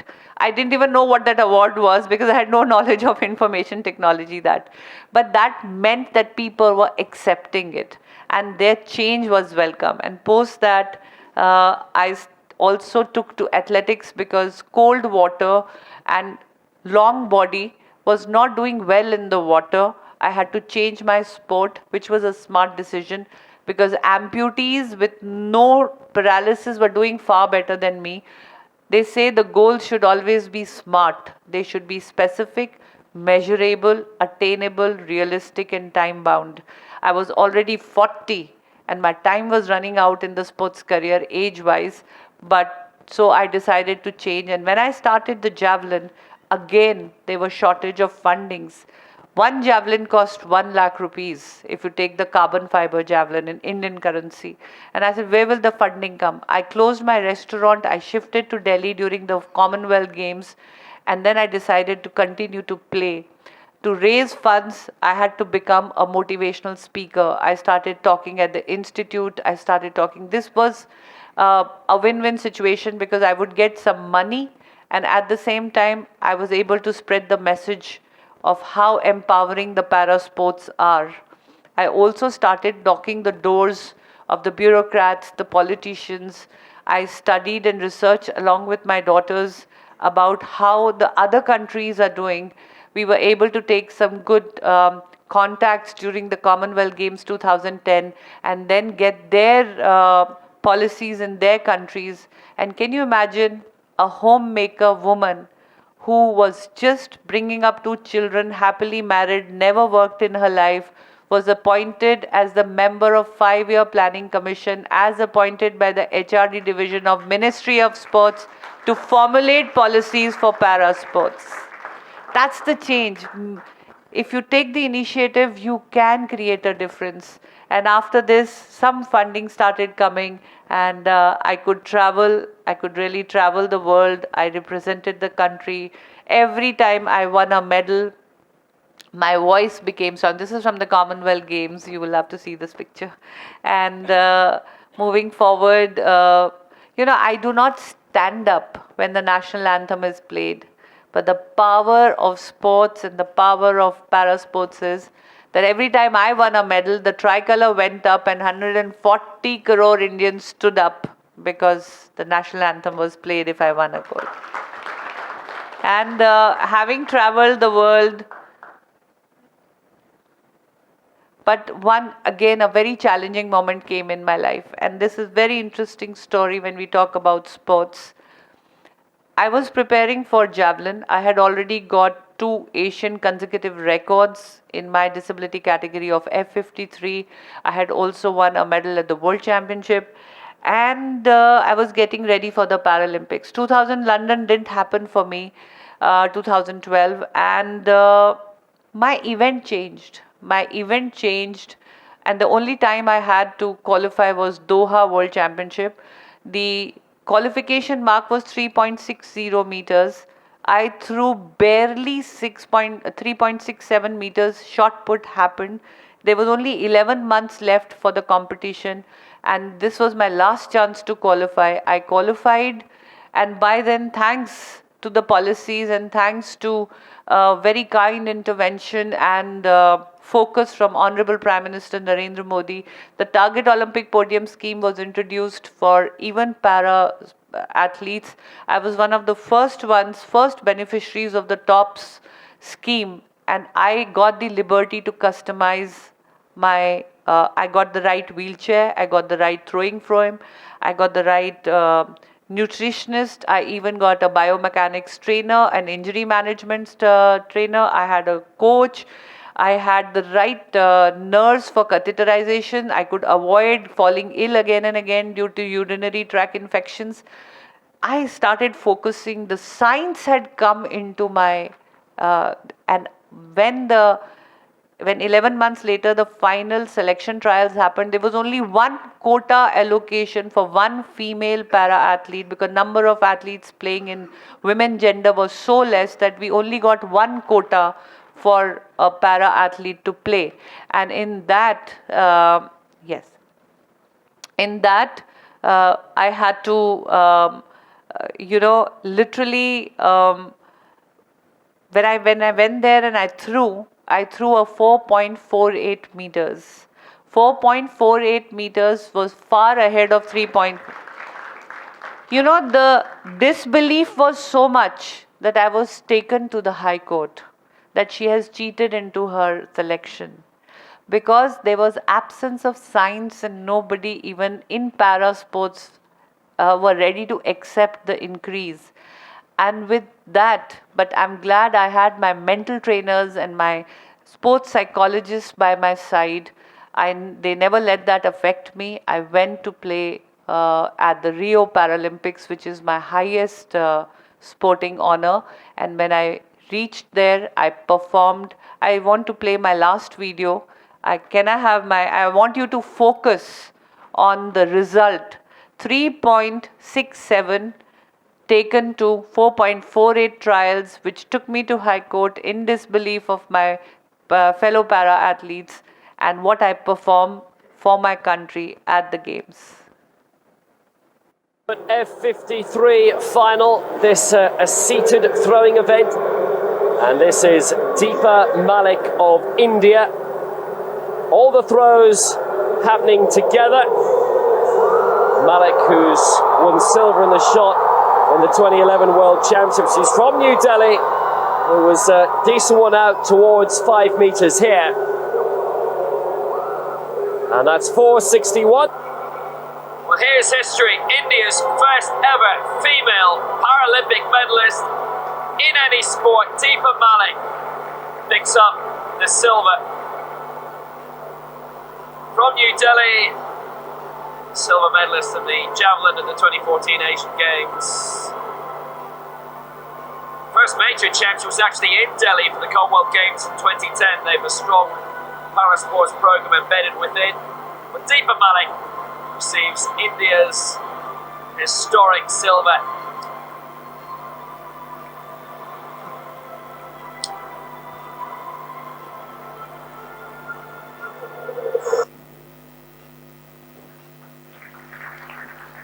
So, and this changed the life. I'm so happy that after this, I also got an opportunity to be the president of the Paralympic Committee of India. We received 12 medals from 1968 to 2016, all in Paralympics, and just one female medal.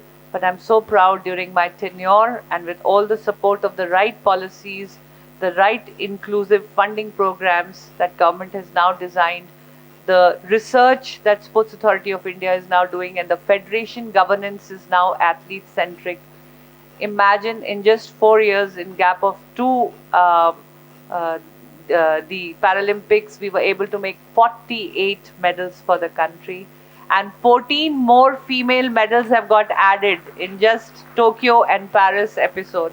So that's the power of sports. And I'd also love to share what happened to my daughter, who also got hemiplegic and paralyzed. I'm so proud that she trained in Nadia, Gujarat, under the able guidance of Sports Authority of Gujarat, and also Para Gujarat Committee, Kanti Bhai is here, and Deepa Malik also went on to become the national record holder of 100-200 meters in T37 category. We are the only mother-daughter duo in the world who played together at the Grand Prix and won medals for the country. And today she's also a president awardee. She has also represented India at the Para-Asian Games. That's the power of sports. It not only improved my life, but it improved and gave an opportunity for the next generation. That's the power of sports. So I, from this platform, I'm grateful to you for encouraging sports, and make an appeal that please, as you go along, keep it inclusive and keep para sports mainstream. Thank you so much. Thank you. Very sweet of you. My book is out there. There are more stories. You can pick up my autobiography. I can sign it for you. It's called Bring It On, and it's right there. Thank you for those who made an attempt to stand up and give me a standing ovation. I'm grateful. Oh my God, now all of them. Thank you. Thank you. Thank you so much. So you want me here? Okay.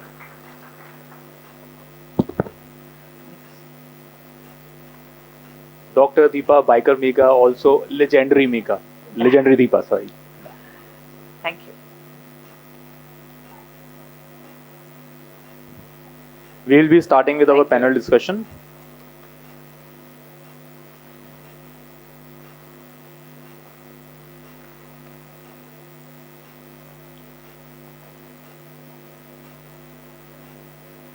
For panel discussion, I would like to call upon Mr. Nachhatar Singh Johal, CEO, TOPS, Colonel Anant Kumar, Mission Olympic Wing, Indian Army, Mr. Rohan Vyavaharkar, Global Head of Partnerships and Strategic Communications, Sports for All. I request everyone to give them a big round of applause.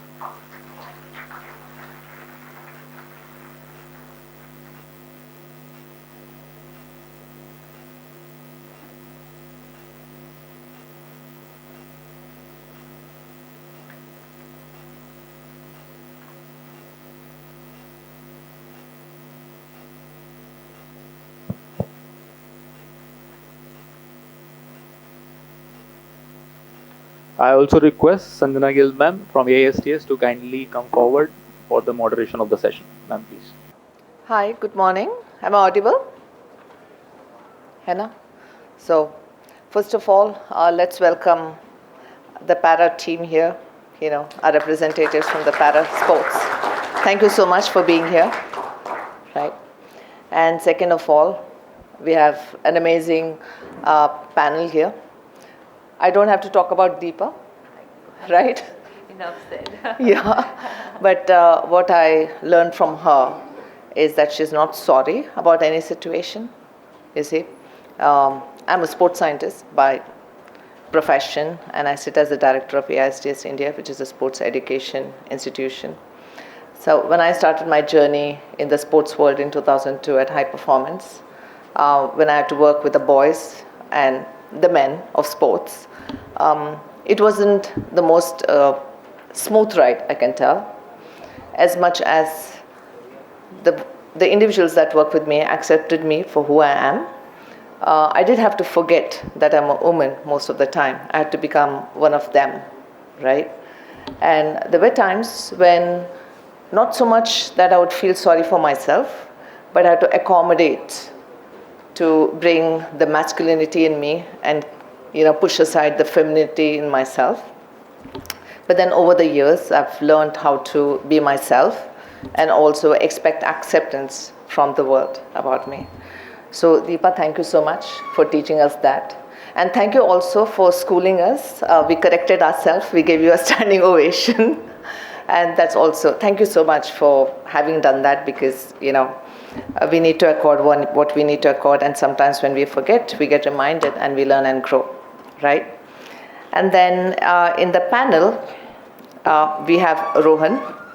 So Rohan comes from Sports for All. Sports for All is an entity that is all-inclusive. I don't want to get into in terms of gender as such. They're super inclusive of age groups, of gender, of any challenges there could be to a sports ecosystem. They work with sports right from the grassroots level.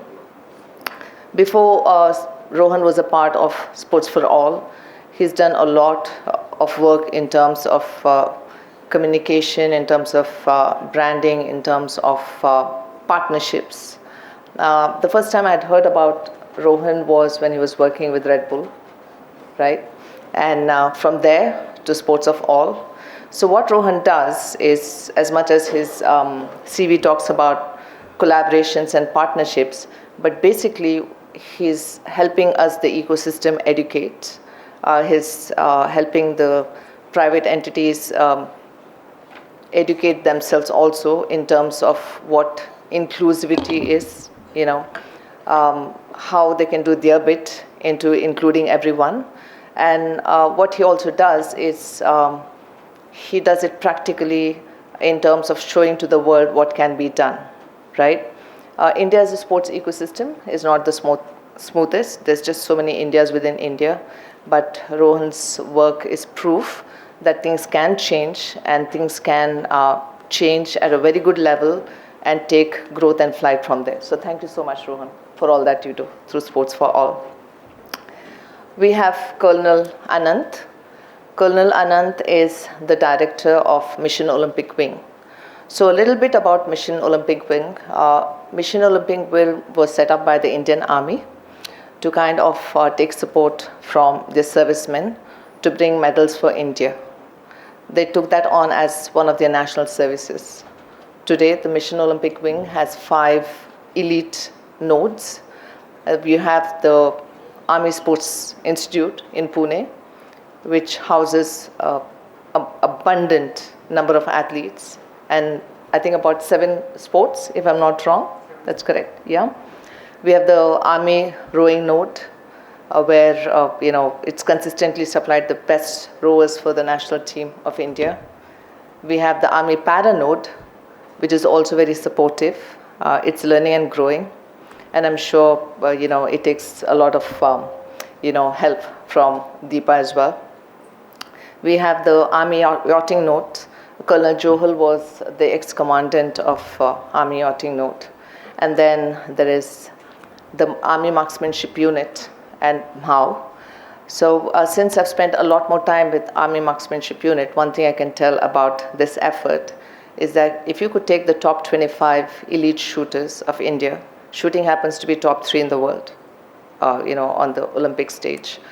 So if you took, say, the top 25 shooters from India, you'll find a good 50% of them as representatives of Army Marksmanship Unit for India, right? And then Colonel Anant is is a support system to these 5 nodes, the elite nodes of sports for Mission Olympic Wing.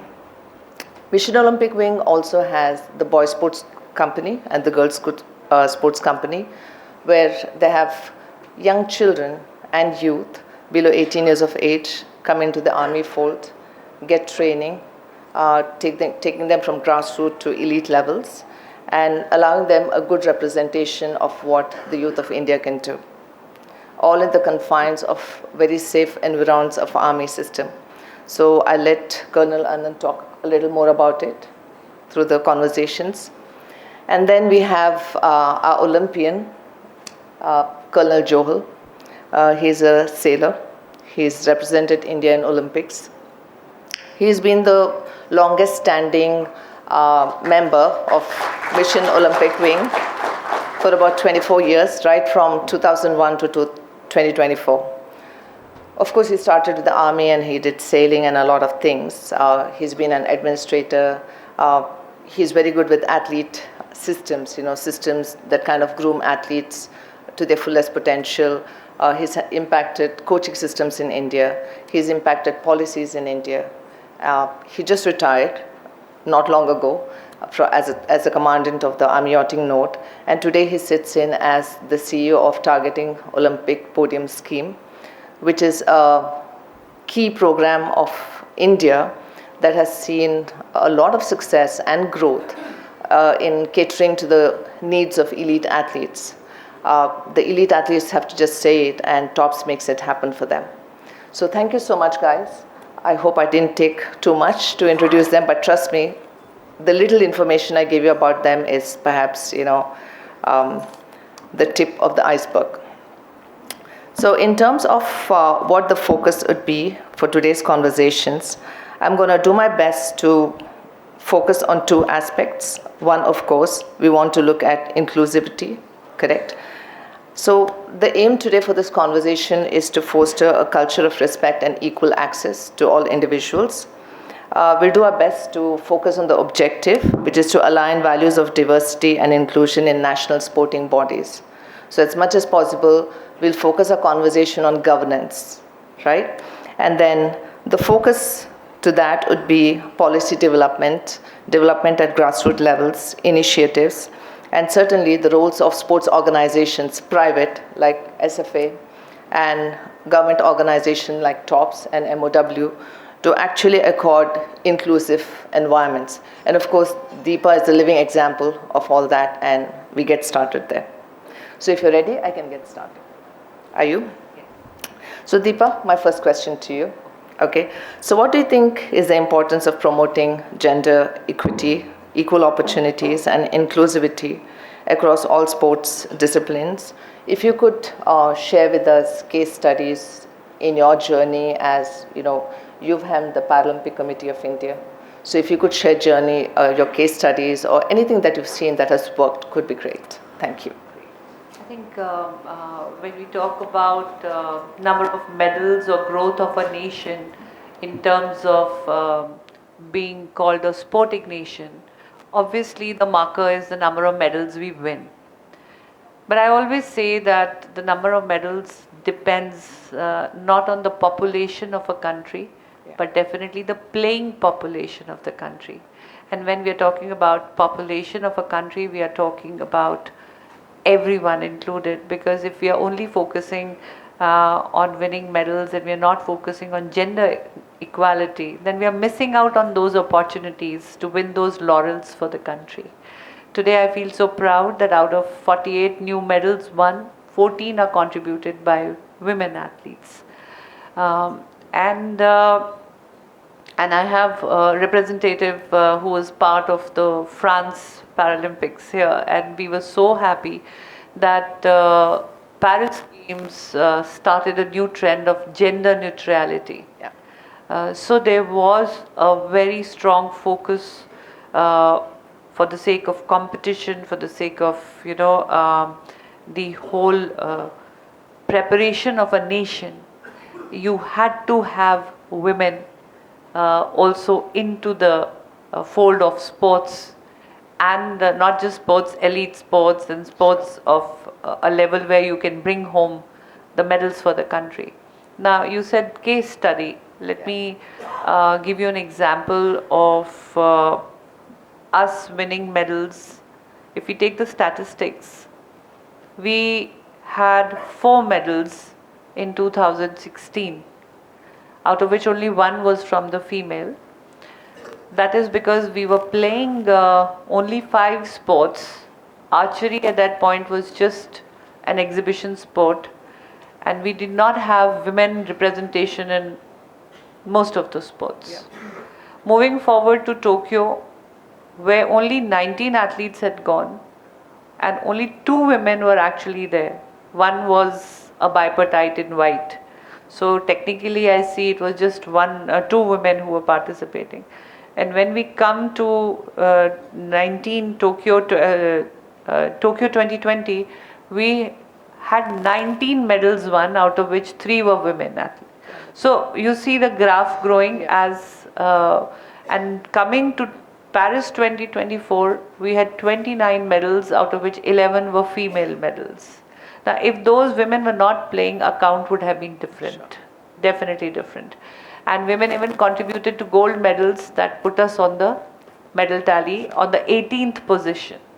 So, and similarly, if I talk about the Asian Para Games 2022, which happened in 23, we had 17 sports in which India was participating in the Para-Asian Games, out of which 16 had women representation, because the 17th sport was only men blind football. So there was no female participation even in the competition there. So the fact that the moment you have women also playing and you have gender neutrality, and you can put your nation in a better position to be called a sporting nation. How a nation treats its women, its persons with disability and senior citizen reflects into the world the health of a nation. And when you embody women in the sports ecosystem, it clearly shows that yes, the country is on path of Viksit Bharat and will always be recognized as a developed country, or a country on the right path of development. Thank you so much. Thank you so much for that. And you said it, I mean, you're a living example of a woman supporting her daughter, doing what she needs to do. And I think when we talk about the impact of sports, it's generational health, correct? And in the Indian ecosystem, as much as men are seen as the providers in terms of economy, men also latch on to women as the ones who are growing the ecosystem within the family. So women do make a lot of decisions on what happens in terms of activities. So if more women could be included, it would be great. Thank you. And it's good to see how India has consistently improved in its representations. Is it enough? If you allow me, I may Sure. add, I'm really blessed to have a leader in Narendra Modi ji, because under his able leadership and the governance, I'm very proud to say that at one point when I was the administrator, the Paralympic Committee had Deepa Malik as the president. Yeah. The Indian Olympic Association had PT Usha madam as the president. A secretary sports, Sujata Chaturvedi madam. Executive director was Radhika Shriman. NADA director general was Ritu ma'am. So we had the basic pillars of sports led by, and today we also have a Minister of State Sports as a woman. Raksha ma'am is our Minister of Sports for the state. So we see now that the major pillars are women in the ecosystem, and I'm really proud to see this shift and change. And this will definitely bring more women in the ecosystem, not just the athletes, but including various other roles of women into the sports. Sure. Thank you. So I'll pass the mic to you, Rohan. I see you as one of the ambassadors for Sports for All, an ambassador of inclusivity. So what are your thoughts on the importance of inclusivity at a private setup?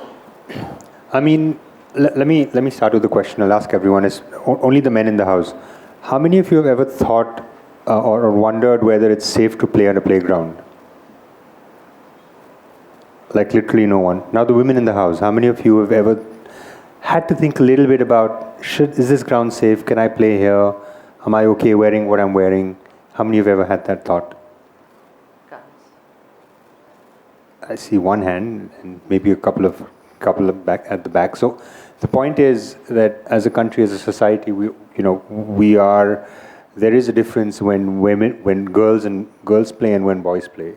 Yeah. And I think therefore we are automatically, we as a society, there is a strong need almost for us to create not just safe environments, but also people who are role models, and we have to create demonstration effects. So actually, if you sort of think about it, and what we do at Sports for All, which is an organization that's looking to create a culture of sport in India, we're trying to create opportunity and access for every child in India to be able to play sports.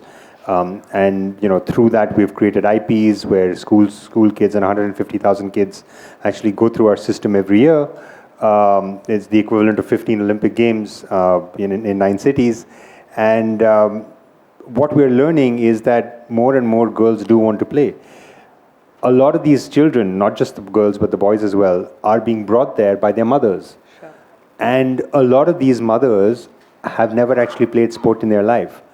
So what we're doing, and this is just one attempt, and there are several out there, and what we're saying is that let us make role models of everybody who not just play sport but also enable sport and also supports an ecosystem that allows sport to thrive, right? And what that actually means is that we also have about 40% of our workforce is all women, which if anybody working in the sports environment, and that's pretty much above the norm.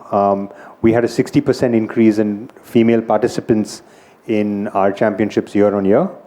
We're now at about 37%. We're not there yet, but we're determined to get to 50-50. And the fact is that we actually have days like She is Gold Day, where we'll celebrate every single woman participant. Not just the participants, but also their coaches and anyone else who is a woman or a girl, to encourage them to be able to play in sport. And I think that's just our small attempt, but I think there is a massive opportunity for us to be able to celebrate the women who are overcoming a lot of social biases and in general societal structures and norms that are keeping them from participating. And you see the benefits as well, right? There's enough research to suggest that when girls actually get out, they are actually getting a lot more benefit than some of the boys. And Deepa ma'am was talking about numbers. I'll just throw a small one at you. Since Karna Maleshwari won her medal in 2000, we've won, I think, about 21, and someone please fact check me, but 21 medals in individual medals, and 9 of those have come from women, and the women have only been about 30% of the contingent, right? So you talk about disproportionate returns, and it's very clear, where the benefits of greater inclusivity at a societal level would come from. Sure. Thank you so much, and thanks. A big shout out to all those who enable, women to participate, because of course the moms. My mom didn't do sports. Well, in my case, I had to run away from home to do sports actually, or become a part of the sports ecosystem. After high school, I was not allowed to, but there was that kida inside of me. But then you're so right, it's not just the ones actively involved in sports, but also the systems that, do that, and SFA is an example to it. So talking about enabling, let me move the mic to Colonel Anant. The Mission Olympic Wing early this year, or last year, sorry, we're in 2025. You guys started the Girls Sports Company, right? Rohan also brought up the point, or started the conversation with this aspect of safety, right? So when the Mission Olympic Wing was establishing this Girls Sports Company, incidentally, I was having conversations with ASI Pune and Army Marksmanship Unit where they got started. And when I spoke to the commandants on what is their plan, there's this bunch of young girls that are going to join the system, where you have these alpha males, alpha coaches, just alpha, because this is a high performance center, a node. And of course, these are young alpha links, so to say. But then what about their safety? And what touched me, and what was very common in the conversations with the commandant is they very strongly felt, rather than thinking about how to keep them safe, we should be starting from the assumption that this is the safest place. If an army node is not the safest place for women, then what is? You see? So I'd love for you to throw light on that. So the point is adequately highlighted. Post-Paris, there was an introspection done, and the solution to India doing well in LE Olympics, be it 36, what we bid for, or any future game of that magnitude, is inclusivity of women in it. And this idea the time has come for this idea to go through. We've had a lot of iterations, we had a sports conclave. The topmost conclusion which Army has been able to draw is that we cannot do it without women. We cannot reach the numbers, we cannot contribute in the same way which we possibly want to top-notch pointers which were part of the takeaways have been inclusivity of women, and Army needs to figure out how we can we've been male dominated, the avenues have started opening, but how we can accentuate the idea faster is what we are looking at, and a lot of studies and research is going on to how we can get it going. And second important pointer was Paralympics. We've got a node which is running. We have been successful in getting the Ministry of Social Justice and Equality help us create this into a center of excellence at Pune. We have funds being allotted. I think that is a major step in pushing for Paralympics, ma'am. You would be aware of this. However, getting women in, I think we need to do much more. All studies, all type of analysis of all previous Olympic Games, all the winning nations bring out that women participation has been more than men participation, and women contribute 56% of the medal tally for any nation who has till date topped the charts at Olympics. So the facts that have been brought out by Rohan, or which Deepa ma'am have highlighted, that we cannot do it without women, and I need not say much more than this. We need inclusivity. We need to create a culture where equal opportunity is afforded for women to come forward and take their rightful place in contributing towards this national goal of 2036. So Colonel Anant, now it's time you start calling it Mission Olympic Paralympic Wing Indian Army. You have to rename it. We never kept Paralympics separate. It is Mission Olympic Wing, and Paralympic is part of the Mission Olympic Wing. We didn't name semantics does not matter, ma'am. It's one of them. It does. So before thank you so much, Colonel Anant, for that. And Deepa, you got what you wanted. So now before I pass the mic to Colonel Johal, I thought I should talk something about Olympism, because I see him as a walking example, living example of Olympism in whatever he's done. I've worked very closely and also intimately at a personal level. We've had a lot of conversations, arguments. Now, Olympism seeks to build a better, more inclusive world through sport, to reinforce respect, excellence, and friendship. The Olympic Charter emphasizes diversity, inclusion. It states, and I quote, "The practice of sport is a human right that every individual must have the possibility of practicing sport without discrimination of any kind. And in doing so, the key aspects of diversity and inclusion are gender equality, cultural and national diversity, inclusion of para-athletes, respect for different beliefs and identities, and youth and age inclusion." So through my conversations with Colonel Johal, who we lovingly call Nash, so I've never had any reflection from him or his thought process where he separates a male and a female athlete, correct? Where he separates a para-athlete to a non-para-athlete.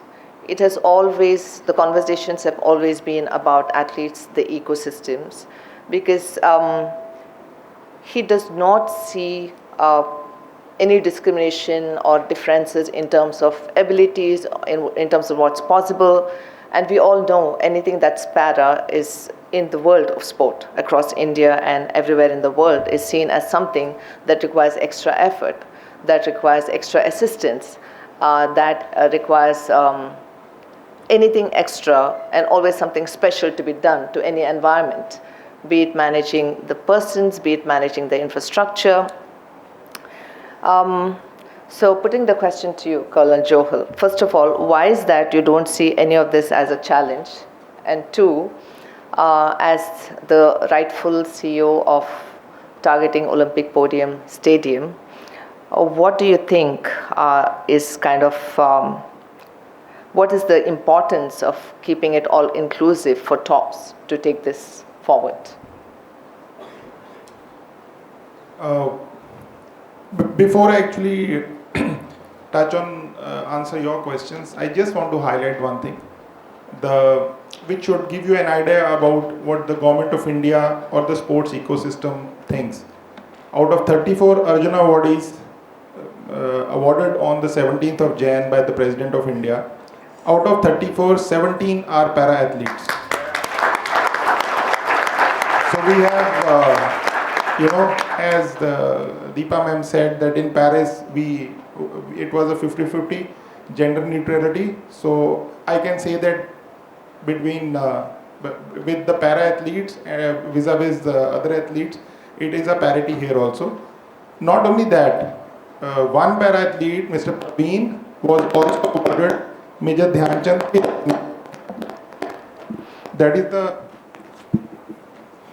That is the highest sporting honor in the country.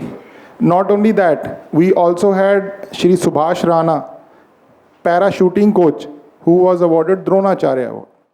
So what I'm trying to highlight is that from the government side, there is no difference. And that is what Dr. Sanjana was also mentioning. And I'm an athlete myself. I have administrative experience. I have managed Indian team. My wife is an international athlete. She So we have never, actually, I have never differentiated in my mind ever. So, I mean, when somebody puts a question, I'm like wondering why it is so. But I will just highlight a bit of, just to educate the audience about the good work and great initiatives under the leadership of Shri Narendra Modi. We have launched a program called Asmita, that is achieving sports milestones by inspiring women through action. So as part of this initiative, it was launched in 21-22. It is specifically targeting only women. So we have Asmita leagues. We have conducted more than 520 league competitions. And all of this is majorly targeting the rural India. So more than 63,000 women athletes have participated. And then we have, there is another scheme called Khelo India, which is targeting the grassroots. That is again all about inclusivity. As part of that scheme, we have created more than 3,000 Khelo India centers. And they don't differentiate between para athletes and the normal athletes.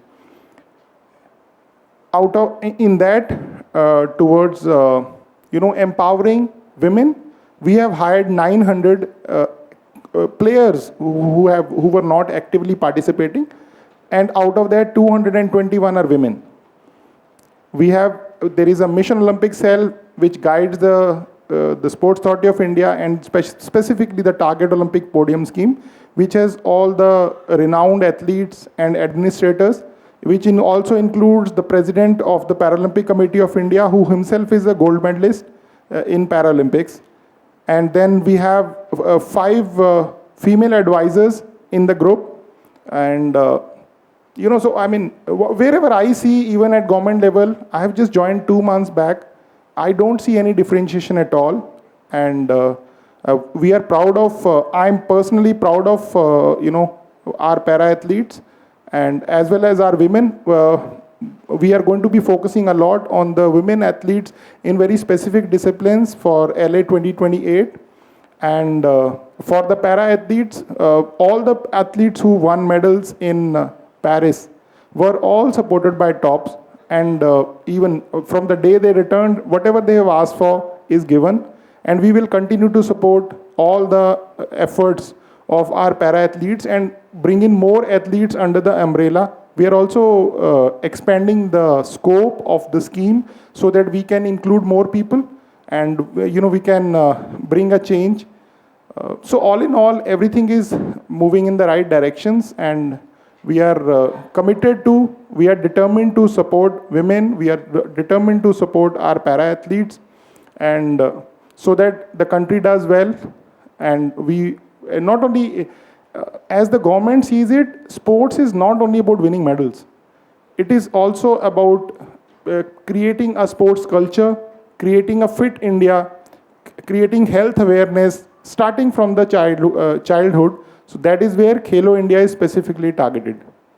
So we are doing a lot, and we will continue to march forward. And wherever any feedback anybody has, we'll be launching an email ID. Anybody has any idea, you please write to us. We'll be very happy for your valuable inputs and guidance, and we'll try to incorporate that also. Thank you so much for that. So we have about 9 minutes. So let's achieve something. So for all of us, how about each of you give us an actionable strategy that we can give to break down the barriers for, underrepresented groups. So Deepa, can we start with you? What is one strategy you think we can do as participants, as individuals here? What would you recommend to us? Recommendation for underprivileged, you said? So to break the barriers for underrepresented groups. Okay. I think we have to, like Sir just said, break the taboos that sports will not lead you to any career. Yeah. Because that is, first you go, you're going to waste time playing, go for tuitions, go to study, go do this. This whole taboo has to be broken, and I think education system can do a lot about it, because it's all about catching them young, it's all about creating that atmosphere. So schools need to take onus. I feel the primary education and the secondary education needs to now also get, so Khelo India is going to be a huge support in that. Awesome. And so that will be good, and I definitely want the infrastructure to be inclusive even at that level, whether it's grassroots, whether it's district level, whether it is any school. They should all start focusing on inclusive education, because when children start playing young, despite a gender or disability, when they get that opportunity and exposure to play, that is going to start that culture of sports. Yeah. And majorly, another thing which I want to add to this is that I will really appreciate what Rohan said, that they're also involving the mothers to play along with the children. So the previous generation, when can contributes, the future can be amazing. Sure. Thank you so much. Culture it is. And that normalizes things, right? Yes. When you catch them young. So Rohan, what do you think is one actionable strategy that can break down barriers of underrepresented groups? Can I go to? Two, but you have 2 minutes. Yeah, I have 2 minutes. So one, I think, is to be able to just use stories. As I mean, we're a nation of storytellers, right? I mean, there's a story. Everyone has a story. Yeah. So if we can tell stories of these sporting champions, and I don't mean, with due respect, I don't mean just the Chandu Champions kind of movies, right? I mean, like, real stories of kids who are playing at the grassroots, of children who are traveling, and this is a true story of karate teams traveling hundreds of kilometers to play in one competition. Yeah. Those kind of stories, and really getting those stories out there and celebrating those stories. And that's one. And the other is also just creating this idea that competition is not just about winning, it's also about competing, and just creating many more opportunities for competition for children. Because when you lose, and like the slide said, right, when you lose, you can also guide. And I feel like that is the opportunity, because if we take away this whole idea that academics is about marks and sports is about medals, you're actually sort of taking the life lessons, and you're able to then use those over the long term, and that actually just because as a society with so many divisions in so many ways, it actually will take away a lot of those sort of ideas, and sports is already a great leveler, and it sort of will actually drive a lot more of that level society. So then the benefit is manifold. Thank you so much for that, Rohan, because failing well is so important in life, because you learn so much more from failure than you learn from success, actually. So thank you. Colonel Anant, what are your thoughts? What do you think is one thing, what all of us can do? I think spreading the awareness, and what Mariia had said, that let's not focus on 2028 or 32 or this. It is a period in between that we need to actually spread the fitness, be it awareness towards getting the culture of sports back into the country. How we can do it, I'm sure we will need to come out with a strategy. However, spreading the awareness that sports is important, be it attributing more percentage of marks, getting it aligned with the educational policy, or having it strongly worded in the national sports policy. I guess getting the awareness that sports is important, and to develop that culture, I think we need to all participate, and we need to spread in our own ways. And thank you so much for that, because I think it's coming out again and again that educational institutions need to do their bit.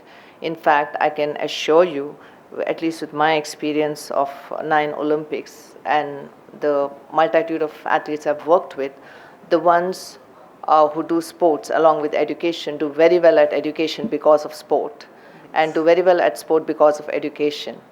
So they really go hand in hand. It's just so important. Not just for the person to be informed, but for the individual to use all parts of the brain and develop into healthy individuals. Thank you. Colonel Johal, what is something we can do? What is something also, if you could give us 2 things. 1, what we can do on our own, and 2, how can all of us support talks in order to support the ecosystem? First, there is just one initiative which is already, Deepa ma'am just said, Khelo India. Khelo India is an initiative launched in 2018. it is primarily targeting grassroots. We have Khelo India school games, we have Khelo India university games, and we also had, actually I forgot to mention, Khelo India Para Games. The first edition was in 2023 December in Delhi. More than 1,400 participants from all the unions, territories and states represented in that. So that is another, and all these events are annual, so they are going to continue. As far as you all are concerned, I would only like to give one message, that wherever you go, you also encourage the school children, the parents, to let the children play. And whenever these events are happening at district level, we have some plans. The government has plans to at least have one district level sports school by 2028. And by that, we don't mean creation of new infrastructure. We are trying to encourage corporates. We are trying to liaise with the state governments so that the existing, first of all, the existing is infrastructure, and it is not limited only to government. It could be even a private institute. The aim is to have one school operational per district by end of 2028. And we are working very hard and very fast towards that. So all in all, again, I'll come back to the same point. It's not about excellence alone. The Target Olympic Podium Scheme, which I had, is a very specific program, but those players are going to come from these grassroots levels only. So from you all, my request is, when our players are playing, please watch the YouTube feed or watch the channel, increase the viewership of sports, be it any sport, so that more and more, the TRP ratings are up, and the sports also get, other than cricket, of course, cricket is also doing a great job, and even other sports catch up to it. And that is how, if more people are watching, more players will get recognition, and sports will actually, it should not be, another point we are targeting is that as of now, sports is counted as an extracurricular activity.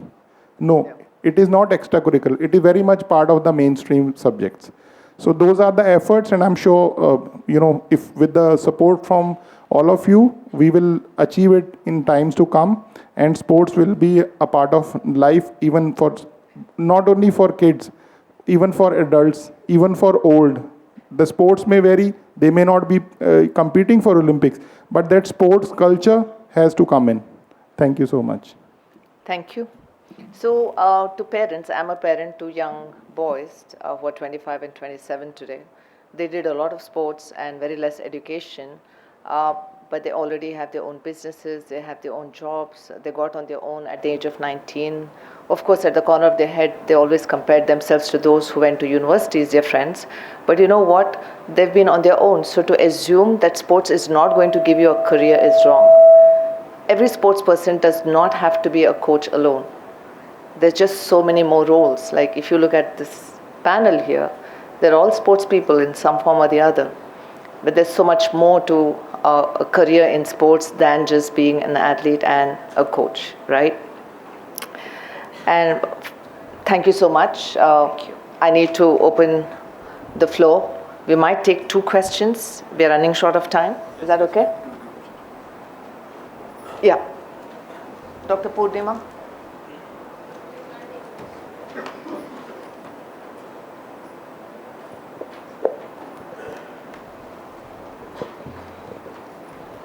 Good afternoon, everyone, and thank you so much to all the legends sitting over here and spreading the motivation among us. I'm a qualified Paris Paralympian 2024 paracyclist, and this happened in the Indian history after 64 years that 4 paracyclists qualified for the Paralympian this year.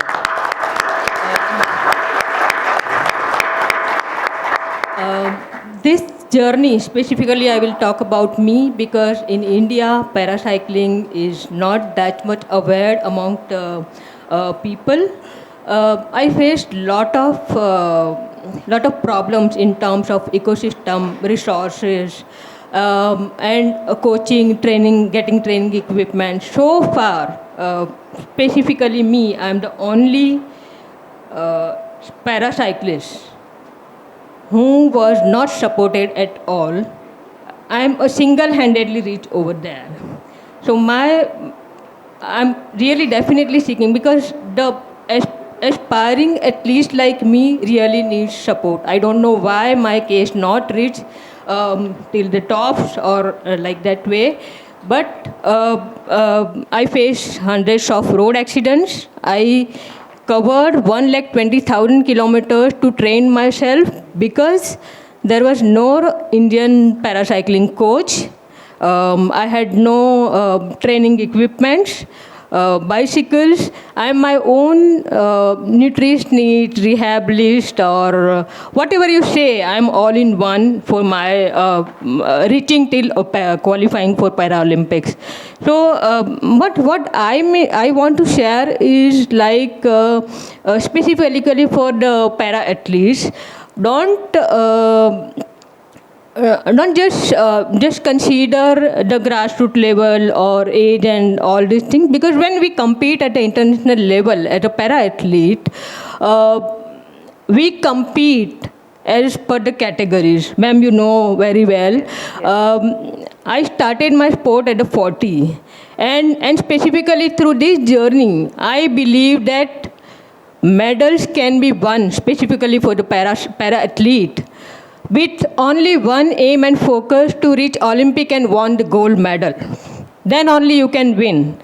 And specifically when you find such kind of athlete, that must be promoted, that must be supported, not because of their age, but with this guts only this goals could be achieved.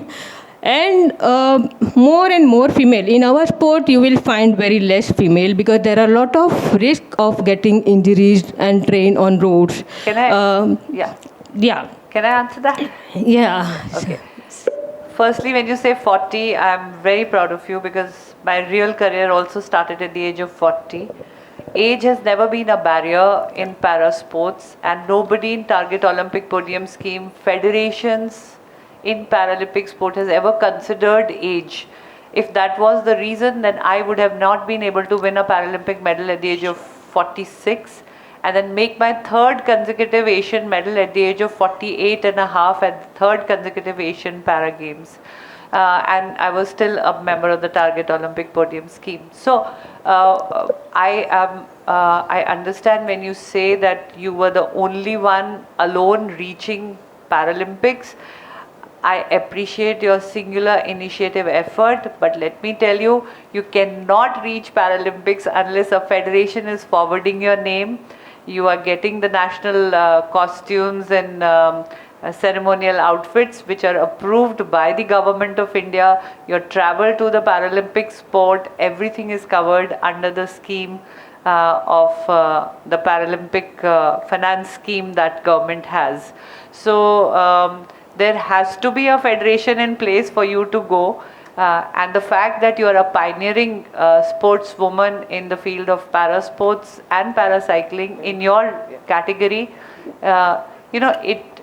we are at a nascent stage. We are a very young nation when it comes to development of para sports, and it's very recently that the policies have come together, and we have been inducted. Like I said, the first time I got inducted in the Target Olympic Podium Scheme was in 2015, post 2014, the new government came in. And the thing is that there are few sports which are directly handled by the Paralympic Committee, which is only shooting, which is also now diversifying to NRAI. Para athletics, para swimming and para powerlifting comes directly under the ambit of the Paralympic Committee of India. But para cycling and para canoeing, para taekwondo, para badminton, these are other sports which India is now developing, and that comes directly under the other federations who are also now developing. You see, para canoeing was nowhere there, and now we have 2 canoers winning medals at international level. So it always starts with a dot and then the line grows big. You are the beginning of the dot for which we love you, but Have you met Aditya Mehta Foundation? They are Ma'am, I was about to come there, yes, but you because finished. Aditya Mehta Foundation is working hard for the paracycling, and it is also now being amalgamated with the Paralympic Committee of India. So, Ma'am, I was about to come there because I approached Aditya Mehta Foundation. Be conscious of yeah, the time. yeah, yeah. If I there was, are anything else, you please connect with me, Yeah. and I will be very happy to connect you with the right people in the system. You already have. So yeah, but this is what I really wanted to share. I wanted to connect with lot of people in this regard because I faced lot of harassment being non-Aditya Mehta Foundation person. These are, I think, some disciplinary cases that we're going to take it for you. Yeah. I have noted your point. Yeah. You will hear from PCI. Once I go back tomorrow only, I will speak to them. Yeah. And not only you, we will try and take a number as to who all are training. Because apart from all these resources, ecosystem, there are a lot of other factors that are Ma'am, don't worry. that I've people heard are your point. facing. Yes. I've heard your point. You will hear from And us. I'm happy you voice it out because unless we get a feedback as administrators, we can't make the improvement. Correct, So correct. thank you for calling I do it out. believe it. Yeah. Thank you so much. Yeah. So thank you for your question. Well, because of time constraints, I'm so sorry. We need to move forward, right? That was a very important conversation, and I'm sure there's so much more. But we'll have to end the conversation here. So thank you for kind of giving all your thoughts. Thank you. In making sports respectable, inclusive, and a yes to anyone who's interested in sports. Thank you so much. So thank you, Rohan. Thank you, Deepa. Thank you, Colonel Johal. Thank you, Colonel Anant. Thank you all the panelists. We would like to kindly please stay back. I would request our Pro Vice Chancellor Sir, Professor Kalpesh H. Vandra, to kindly come up on the stage and facilitate our guest. Sir, please.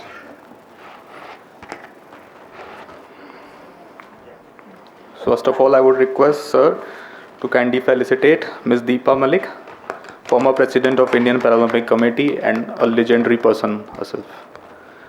I request everyone to give her a big round of applause.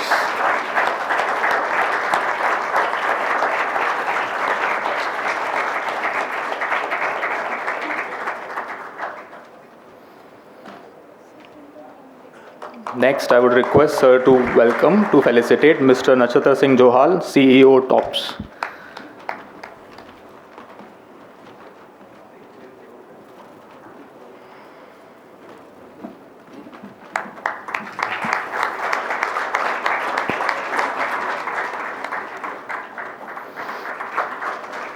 Also to felicitate Colonel Anant Kumar, Mission Olympic Wing, Indian Army.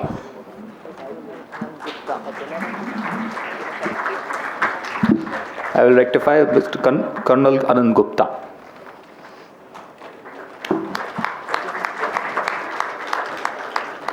And also Mr. Rohan Vyavaharkar, Global Head of Partnership and Strategic Communication, Sports for All.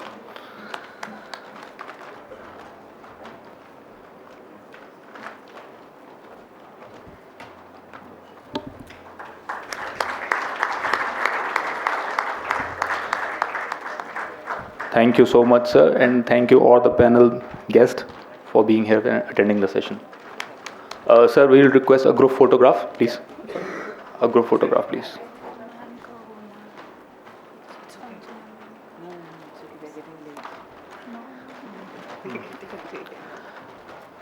Also, I would request Pro Vice Chancellor to kindly felicitate Sanjana Kiran ma'am from AISTS also. Ma'am, please. And to join the group photograph as well.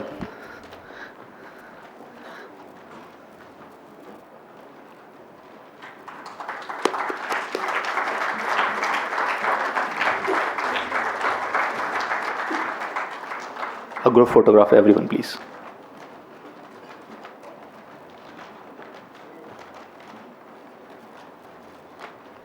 A big round of applause for the panel members and the guests. Thank you so much. Thank you, everyone.